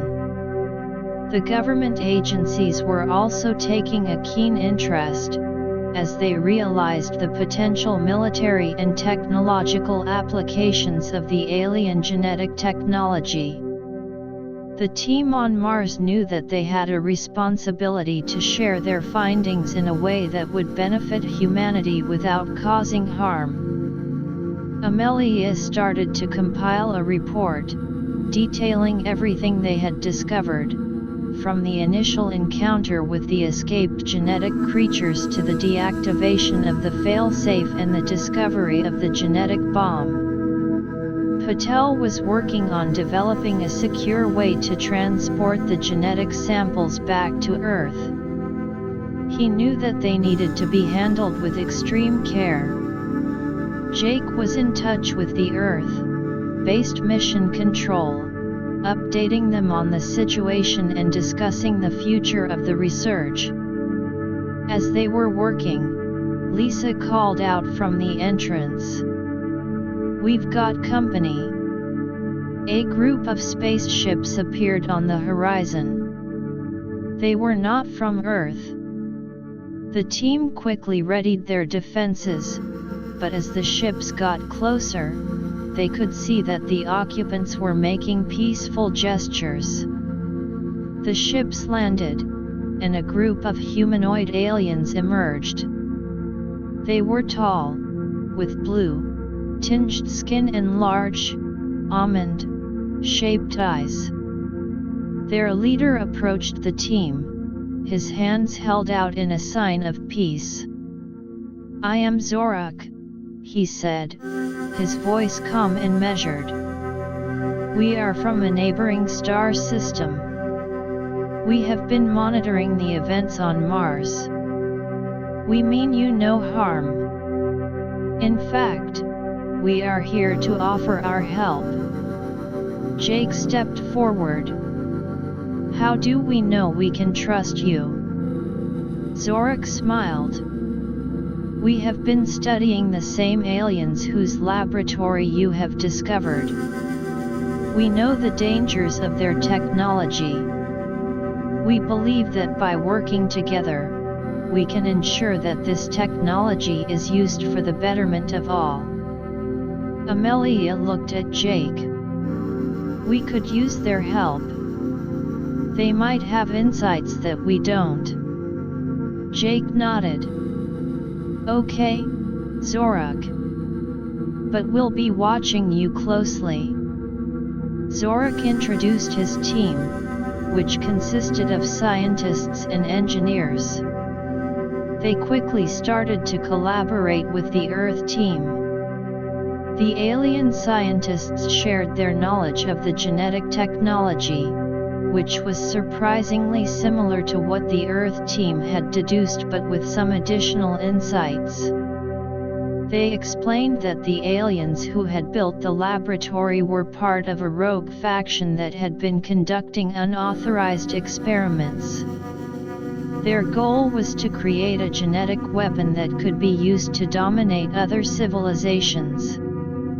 With the help of Zorak's team, the process of analyzing the genetic samples and securing the laboratory sped up. They were able to develop a more comprehensive understanding of the genetic technology and how to control it. As the days passed, the team on Mars continued to work with their new-found allies. They started to develop a plan to share the technology with the rest of the galaxy in a responsible manner. They knew that the key was to establish a set of ethical guidelines and a regulatory body to oversee the use of the genetic technology. Amelia, in the meantime, was working on a long-term project to develop a genetic-based defense system. She believed that with the knowledge they had gained, they could create a system that could protect planets from similar genetic threats in the future. Patel was focused on improving the genetic analysis technology. He wanted to make it more efficient and accurate, so that they could better understand the complex genetic structures of the alien samples. Jake and Lisa were in charge of coordinating the security measures. They worked with Zorak's team to establish a perimeter defense system around the laboratory that was both advanced and impenetrable. Back on Earth, the preparations for the arrival of the genetic samples were in full swing. A special research facility was being built, one that was designed to handle the samples safely. The scientific community was eager to start the research, but they also understood the need for caution. As the project on Mars neared its first major milestone, Amelia reflected on the journey so far. "We started this mission with a simple goal of exploring an alien laboratory. Little did we know that it would lead us to discover a potential threat to the entire solar system and bring us together with an alien civilization. It just goes to show how much we still have to learn about the universe." Jake nodded. "But we're learning fast, and with the help of Zorak and his team, we're in a better position to ensure that this technology is used for good." The team continued to work, their minds focused on the future. They knew that there would be challenges ahead, but they were confident that with their combined knowledge and determination, they could turn this discovery into a force for progress and peace in the galaxy. The story of their adventure on Mars was far from over, and they were excited to see where their new found knowledge and alliances would take them. Chapter 6: Shaping the Future of Galactic Genetics. The collaboration between the Earth team and Zorak's alien group on Mars was in full throttle. With the combined expertise, the research on the alien genetic samples and the technology in the laboratory advanced at an astonishing pace. Amelia, now working closely with Zorak's lead geneticist, a slender alien named Xyler, delved deeper into the genetic code of the samples. "Look at this sequence," Amelia said, pointing at a complex string of genetic markers on the analysis screen. "It seems to be the key to the rapid adaptation we've seen in the creatures. But there's also a fail-safe mechanism within it, a sort of built-in self-destruction code." Xyler nodded, his large eyes focused intently. "Yes, this is fascinating. It appears that the rogue aliens were trying to create adaptable organisms, but they also wanted to have some form of control. However, the instability we witnessed was likely due to an error in the fail-safe's activation process. They spent hours discussing ways to neutralize the dangerous aspects of the genetic code while preserving its useful traits. Amelia proposed a genetic editing approach that would rewrite the fail-safe to function as a stabilizing agent." Xyler was initially skeptical but, after running some simulations, saw the potential in her idea. Meanwhile, Patel and Zorak's chief engineer, a stocky alien named Grun, were working on the laboratory's infrastructure. The facility had been severely damaged during the previous incidents, and they were determined to restore it to a state where it could be used for proper, controlled research. "These power systems are a real puzzle," Patel said, scratching his head as he studied the alien-designed power generators. "But I think if we can route some of the energy flow, we can get the main genetic sequencing equipment back online." Grun grunted in agreement. "Yes, and we also need to reinforce the force field generators. The last few breaches were too close for comfort." The two of them worked together, using their combined knowledge of engineering and alien technology. Patel's experience with human-made systems and Grun's understanding of the rogue aliens' technology proved to be a powerful combination. Jake and Lisa, along with a group of Zorak's security personnel, were patrolling the perimeter of the laboratory. They had set up a series of advanced sensors and defense systems to detect any unauthorized intrusions. "These new sensors are amazing," Lisa said, examining one of the devices. "They can detect the slightest energy fluctuations and even identify the genetic signature of approaching organisms." Jake nodded. "Good. We can't afford any more surprises. With the amount of valuable and dangerous technology we have here, we need to keep this place locked down tight." As they walked, they discussed the long-term security plans. Jake proposed a rotating security detail that would include both Earth and Zorak's personnel. Lisa thought it was a great idea but also suggested that they train a specialized team to handle genetic-related threats. Back at the main research area, Amelia and Xyler had made significant progress. They had successfully tested their genetic editing approach on a small sample of the unstable genetic material. The results were promising. The sample no longer showed signs of rapid, uncontrolled mutation, and the fail-safe now functioned as intended.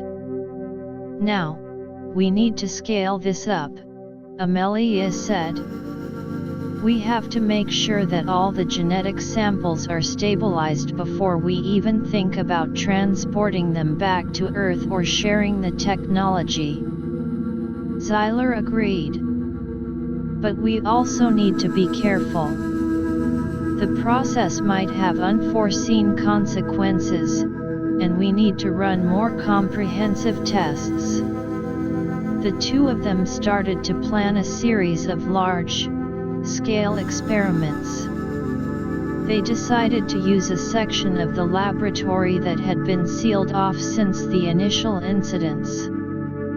This area was filled with canisters containing a variety of genetic samples, some of which were more volatile than others.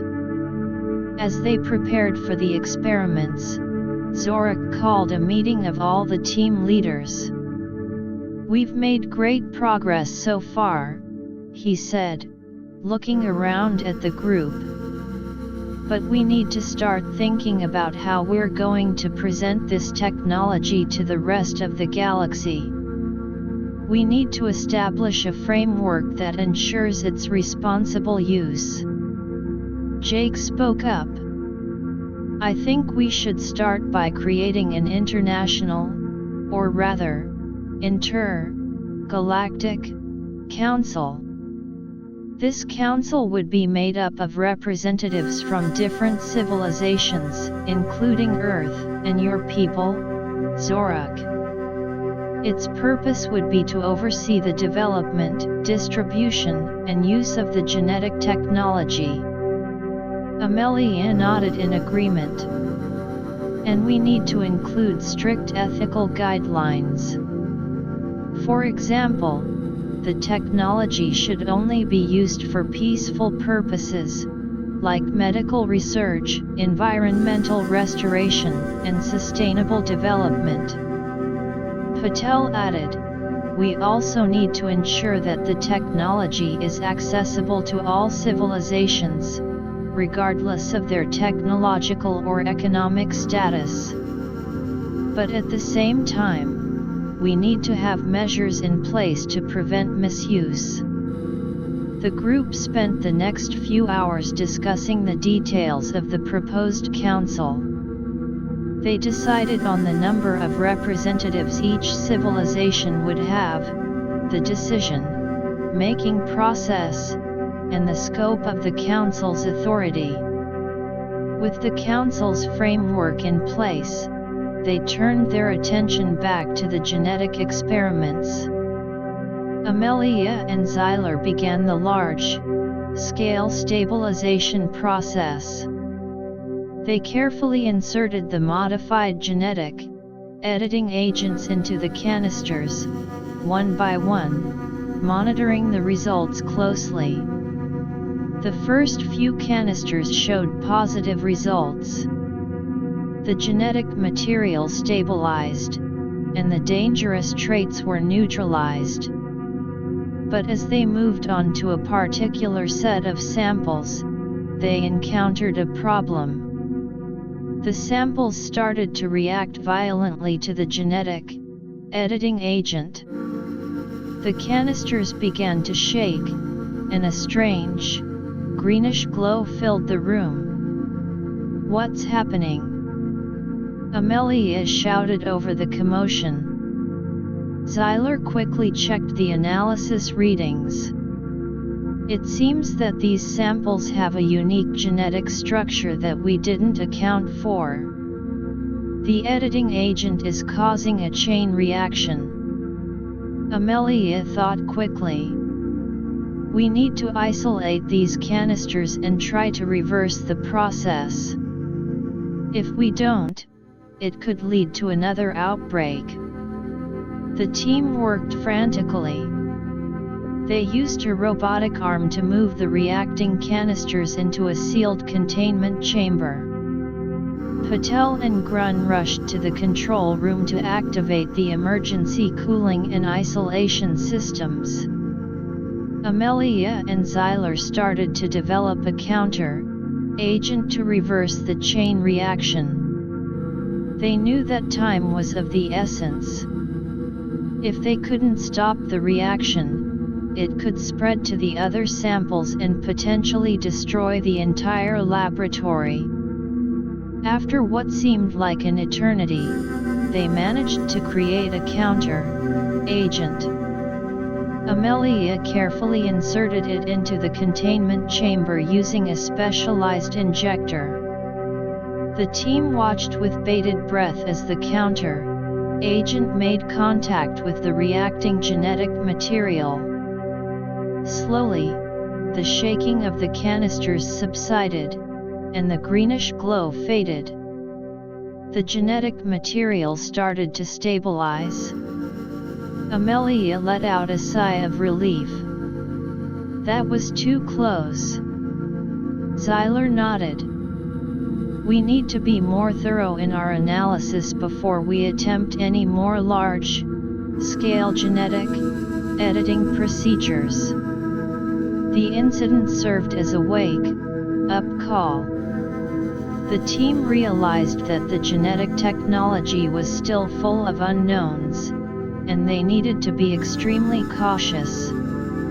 As they continued their work, news of their progress reached other civilizations in the galaxy.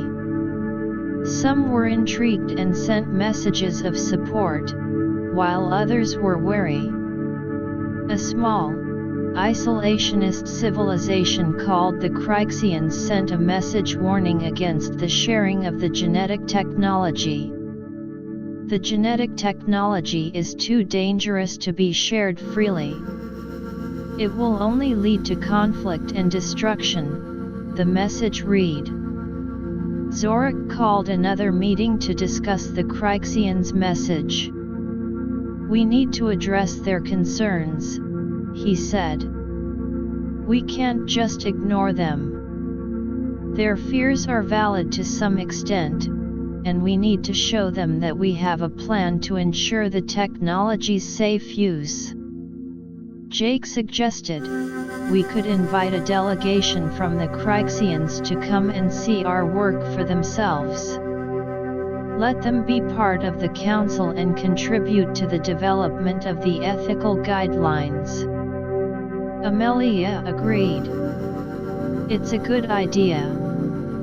By involving them, we can show that we're committed to the safety and well-being of all civilizations. The team sent a message to the Kryxians, inviting them to send a delegation to Mars. They hoped that by working together, they could allay the Kryxians' fears and build a more inclusive and responsible approach to the genetic technology. In the meantime, the stabilization of the genetic samples continued. With each passing day, they were getting closer to achieving their goal of making the technology safe for further study and potential use. The team on Mars was not only shaping the future of genetic research but also setting a precedent for intergalactic cooperation and responsible technological development. As the sun set over the Martian horizon, casting a warm, orange glow over the laboratory, Amelia looked out at the landscape. She knew that the challenges were far from over, but she was confident in their ability to overcome them. We're on the verge of something truly remarkable, she said to herself. And I can't wait to see where this journey takes us. The team continued to work through the night, driven by their shared vision of a future where the genetic technology could be used to benefit all civilizations in the galaxy, while avoiding the pitfalls of misuse and destruction. Chapter 7: Forging a Galactic Consensus. The days following the invitation to the Kryxians were filled with a flurry of activity. The team on Mars intensified their efforts to stabilize the remaining genetic samples while also preparing for the arrival of the Kryxian delegation. Amelia, Zyler, Patel, and Grun worked tirelessly on the genetic samples. They developed a more comprehensive pre-editing analysis protocol to avoid any more dangerous reactions like the one they had encountered. Each sample was now subjected to a battery of tests, including detailed genetic mapping, energy signature analysis, and simulations of the editing process. This new protocol is time-consuming, but it's worth it, Amelia said as she monitored the results of a genetic mapping test. We can't afford any more surprises. Zyler agreed. Yes, and the more we learn about these samples, the more we understand the complexity of the rogue aliens' genetic experiments. Patel and Grun, in the meantime, were focused on upgrading the laboratory's safety systems. They installed additional force field generators, improved the air filtration system to contain any potential genetic contaminants, and enhanced the emergency shutdown procedures. These upgrades will give us an extra layer of protection, Patel said as he adjusted the settings on a new force field generator. If anything goes wrong again, we'll be better prepared. Jake, Lisa, and the security teams from Earth and Zorik's civilization were also busy. They enhanced the perimeter security, adding more sensors and defensive emplacements. They also conducted joint training exercises to improve their response times in case of an attack or a genetic-related incident. Our security has to be airtight, Jake said during a training session. We can't let anyone or anything compromise the safety of this research. As the preparations were underway, the Kryxian delegation finally arrived. The Kryxians were a reptilian-looking species, with scaly skin that ranged in color from dark green to brown. Their eyes were large and yellow, and they moved with a fluid, almost serpentine grace. The leader of the delegation, a Kryxian named Vrax, stepped forward. He was taller than the other Kryxians, and his scales had a faint iridescent sheen. We have come to see what you are doing with this dangerous technology, he said, his voice a low hiss. Jake stepped forward to greet him. Welcome, Vrax.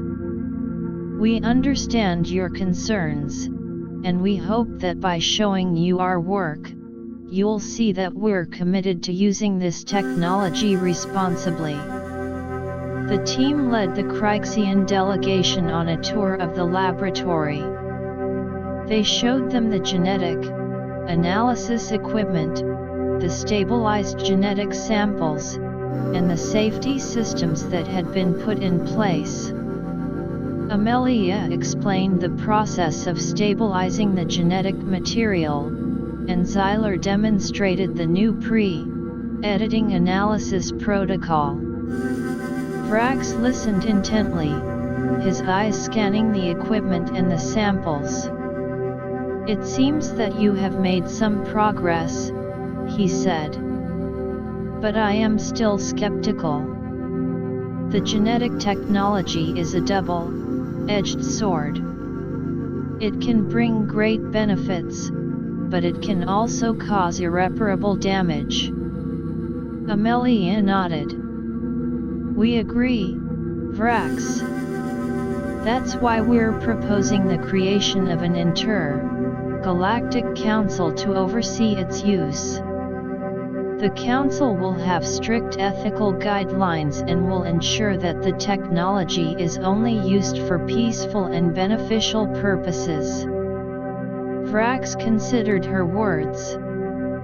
This council, how will it be structured? And how can we be sure that all civilizations will abide by its rules?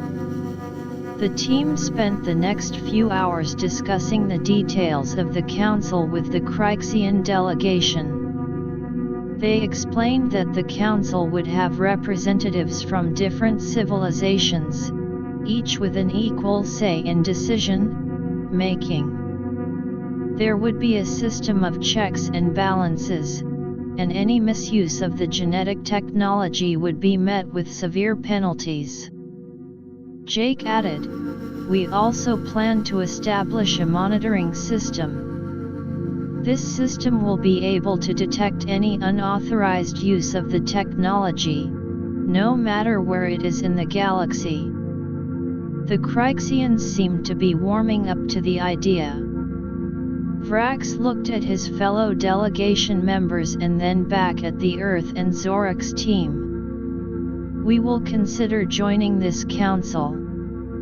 But we need more time to discuss it among ourselves.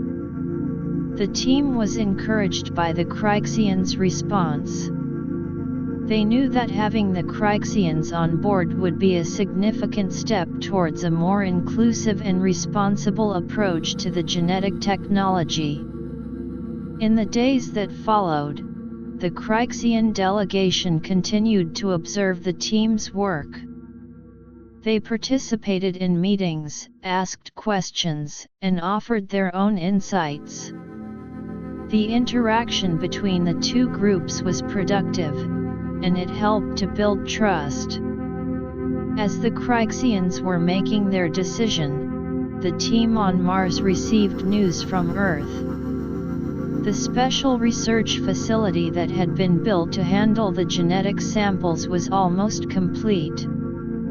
The facility was state-of-the-art, with advanced safety features and a large team of scientists ready to start the research.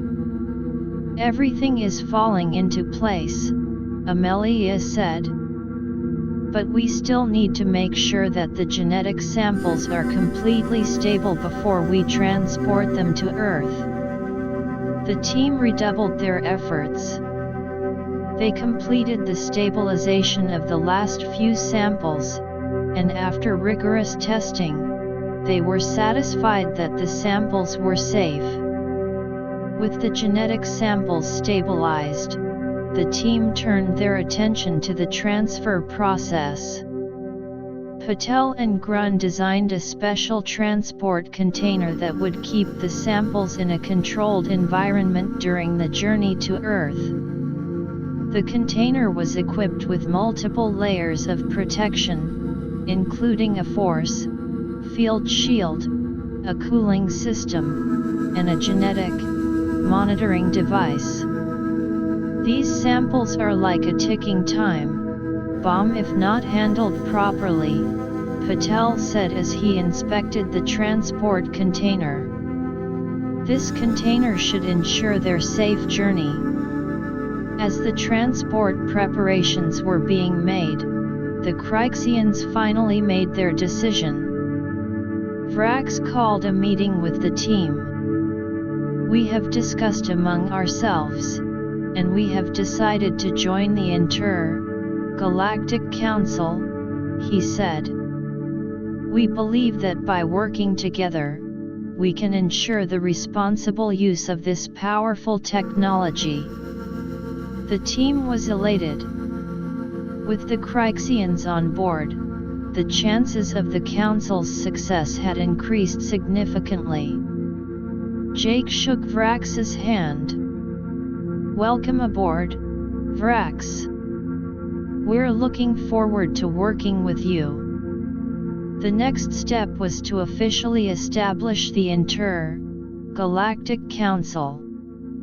The team on Mars, along with the Kryxians and Zorik's civilization, started to send out invitations to other civilizations in the galaxy. They also began to draft the charter of the Council, which would outline its purpose, structure, and the rules for the use of the genetic technology. The charter included provisions for sharing the technology equitably, conducting research in a transparent manner, and using the technology only for the betterment of all civilizations. It also had strict guidelines for handling genetic-related emergencies and for preventing the technology from falling into the wrong hands. As the invitations were sent out, the team on Mars prepared to transport the genetic samples to Earth. The transport container was carefully loaded onto a large spacecraft, which was crewed by a team of experienced astronauts from Earth. Amelia watched as the spacecraft took off, carrying the genetic samples towards Earth. "This is a new beginning," she said. "But we know that the real work is just starting." Back on Earth, the scientific community was eagerly awaiting the arrival of the samples. The media was also closely following the story, and the public was excited and a little nervous about the potential implications of the genetic technology.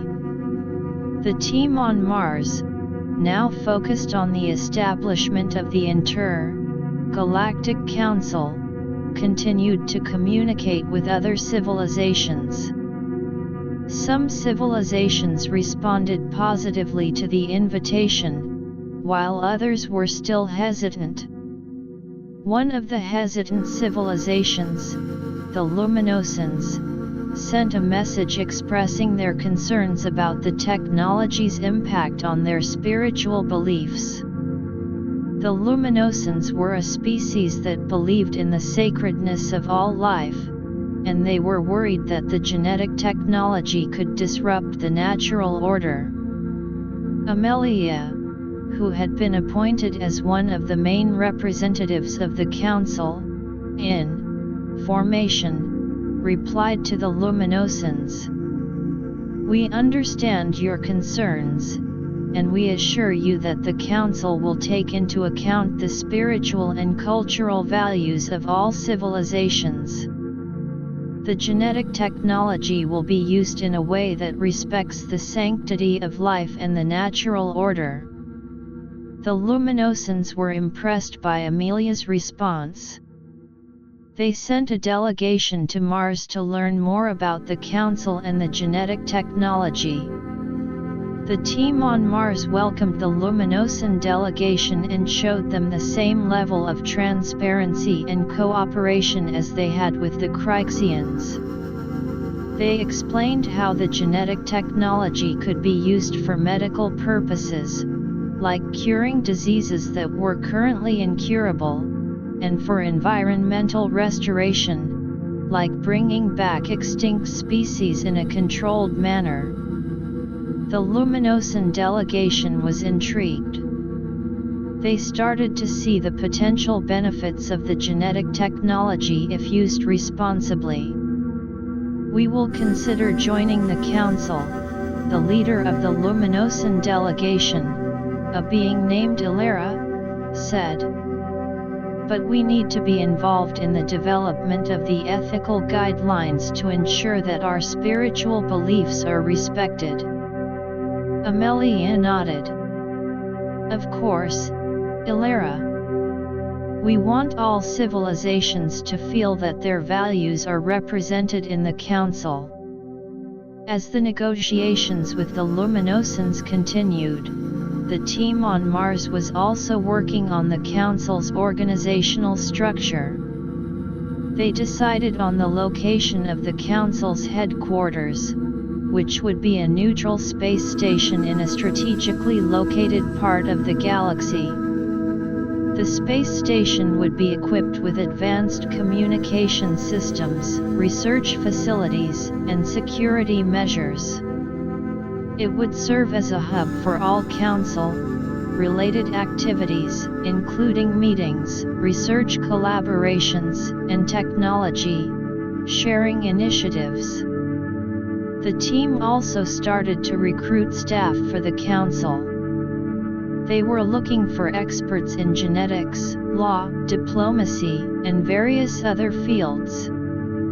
The goal was to create a diverse and capable team that could effectively oversee the use of the genetic technology. The process of establishing the Intergalactic Council was a complex and challenging one, but the team on Mars was determined. They knew that the future of the galaxy depended on their ability to create a system that could harness the power of the genetic technology for the greater good while preventing its misuse. As the weeks passed, more and more civilizations showed interest in joining the Council. The team on Mars was optimistic that they would soon have a strong and representative council in place. With the genetic samples on their way to Earth and the Council's formation well underway, they were looking forward to a future where the genetic technology could be used to build a more prosperous, peaceful, and sustainable galaxy. Amelia, Jake, Patel, Lisa, Zyler, Zorak, Vrax, and the rest of the team were at the forefront of this new era. They were not only scientists and explorers but also the architects of a new intergalactic order, one that was based on cooperation, responsibility, and the pursuit of knowledge for the betterment of all. Chapter 8: The Birth of the Galactic Genetic Council. The momentum for the establishment of the Galactic Genetic Council was building steadily. With the Luminosans showing increasing interest in joining, along with several other civilizations, the team on Mars was in a frenzy of activity. They were finalizing the details of the Council's charter, setting up the administrative framework, and preparing for the first official meeting of the Council representatives. Amelia, now deeply entrenched in the diplomatic and scientific aspects of the Council's formation, spent hours in communication with the representatives of different civilizations. She was determined to address every concern and ensure that the Council would be a truly inclusive and effective body. Ilera, Amelia said during a holographic conference with the Luminosan leader, "We've been working on the ethical guidelines, and we've incorporated several clauses that respect the spiritual significance of life, as you've requested. For example, any genetic modification that could potentially disrupt the natural balance, as you described it, would require a super-majority vote in the Council." Ilera's luminous form nodded appreciatively. "This is a good start, Amelia. But we also need to ensure that the research facilities, especially those handling the genetic samples from Mars, are designed in a way that aligns with our beliefs. There should be areas dedicated to meditation and spiritual cleansing for those involved in the research." Amelia made a note of this. "We can definitely work on that. The goal is to make everyone feel comfortable and respected within the Council's framework." Meanwhile, Jake was leading the efforts to secure the Council's headquarters on the neutral space station. He coordinated with the security forces of different civilizations, ensuring that the station would be protected from any external threats.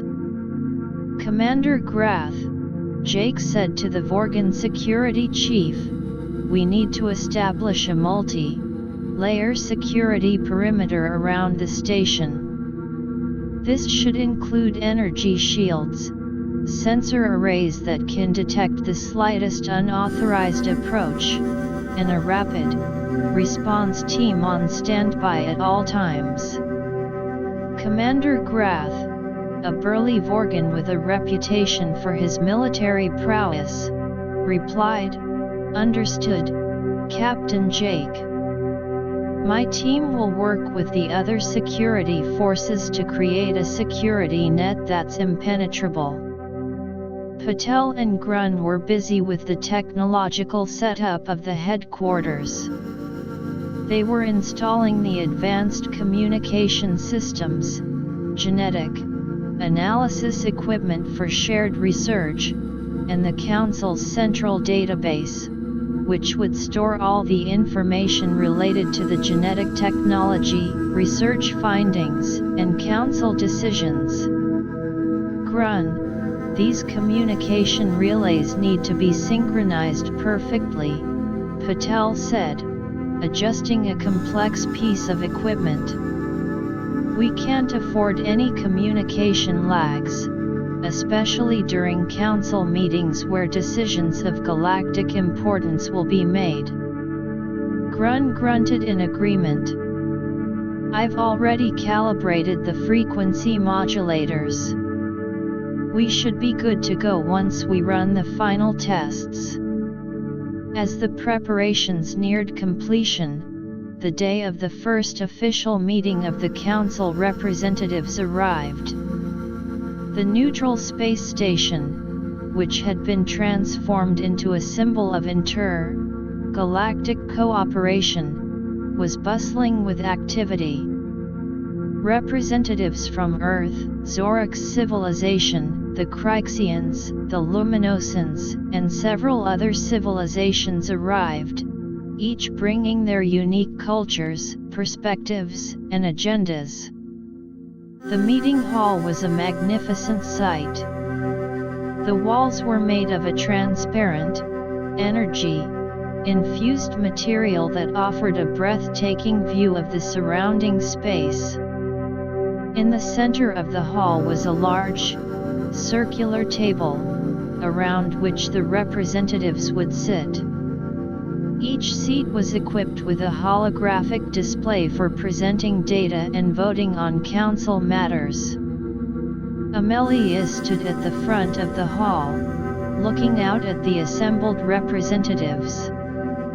Honorable representatives of the galaxy, she began, her voice projecting clearly through the hall, we are gathered here today at a historic moment. The discovery of the alien genetic technology on Mars has presented us with both a great opportunity and a significant responsibility. The Galactic Genetic Council is the result of our collective determination to use this technology for the betterment of all civilizations. She then introduced the key points of the Council's charter. The Council will be guided by a set of core principles.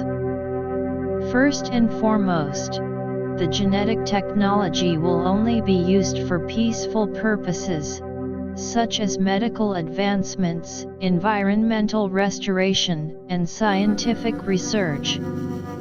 Second, all research and applications will be subject to strict ethical guidelines, which have been developed through extensive consultations with all interested civilizations.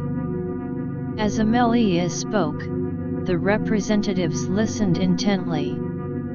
Some nodded in agreement, while others had thoughtful expressions on their faces. After Amelia's presentation, Zorik took the floor.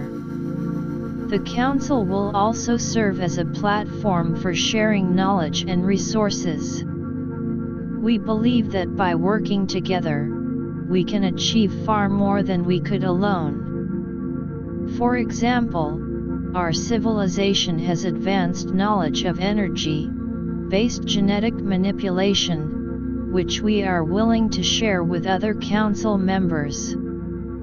Vrax, the Kryxian representative, then stood up. We, the Kryxians, emphasize the importance of security. The Council must have a robust system in place to prevent the genetic technology from being misused or falling into the hands of rogue elements.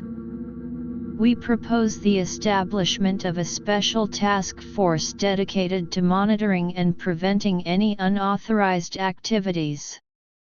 Ilera, the Luminosan representative, added, and we, the Luminosans, stress the importance of spiritual and cultural considerations. The genetic technology should not be used in a way that violates the fundamental beliefs of any civilization. We look forward to contributing to the development of research facilities that respect the spiritual well-being of all involved. The representatives then engaged in a lively discussion. They debated various aspects of the Council's operations, from the decision-making process to the allocation of resources. Some representatives were concerned about the potential for power imbalances, while others were worried about the speed at which the technology would be disseminated. One representative from a small, tech-savvy civilization named the Nimbrians said, "We are worried that larger, more powerful civilizations might dominate the Council's decisions. We need a system that gives equal weight to the voices of smaller civilizations." Amelia addressed this concern. The Council will operate on a democratic principle.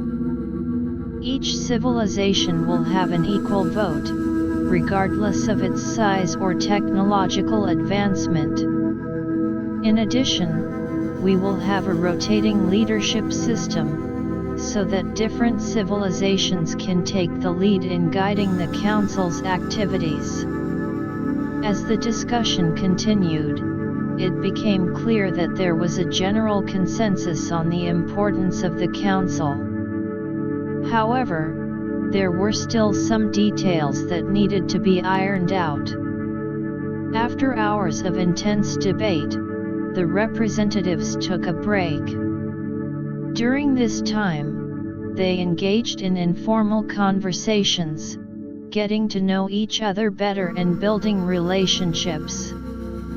Amelia noticed that these interactions were crucial for fostering a sense of unity among the diverse group of representatives. When the meeting reconvened, they focused on the immediate steps. They decided on the initial projects that the Council would undertake. The first project was to establish a joint research program on the genetic samples from Mars. Scientists from all member civilizations would collaborate to further understand the genetic technology and develop safe and beneficial applications. The second project was the creation of a genetic technology training academy. This academy would train scientists and technicians from different civilizations in the proper use of the genetic technology, ensuring that they were well versed in the ethical guidelines and the latest research findings. The representatives also elected the first-term leadership of the Council.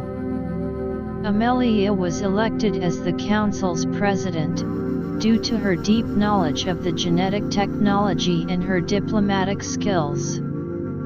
Zorik was elected as the vice president, and representatives from different civilizations were appointed to key positions in the Council's administrative and scientific committees. With the leadership in place and the initial projects defined, the Galactic Genetic Council was officially born.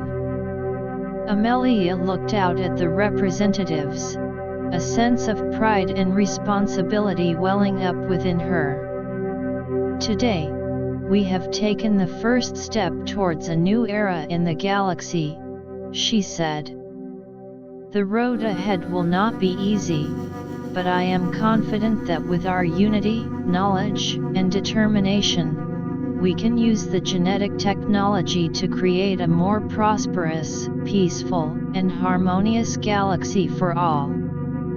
The representatives erupted in applause, and the council's first official meeting came to a close. But the real work was just beginning.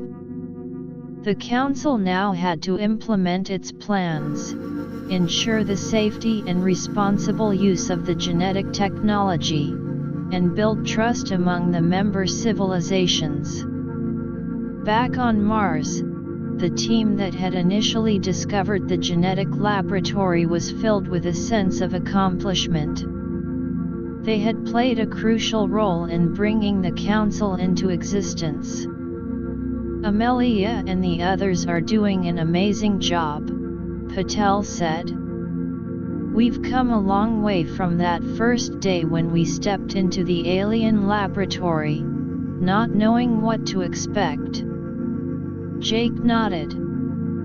Yes, and this is just the start. The council has the potential to change the galaxy for the better. As the news of the council's establishment spread throughout the galaxy, other civilizations that had been on the fence about joining started to show renewed interest. The council's open and inclusive approach, along with its clear vision for the use of the genetic technology, was attracting more and more support. The council immediately set to work on its first projects. Scientists from different civilizations started to arrive at the research facilities on Earth and the neutral space station to begin the joint research program. The Genetic Technology Training Academy also started to receive applications from aspiring scientists and technicians across the galaxy.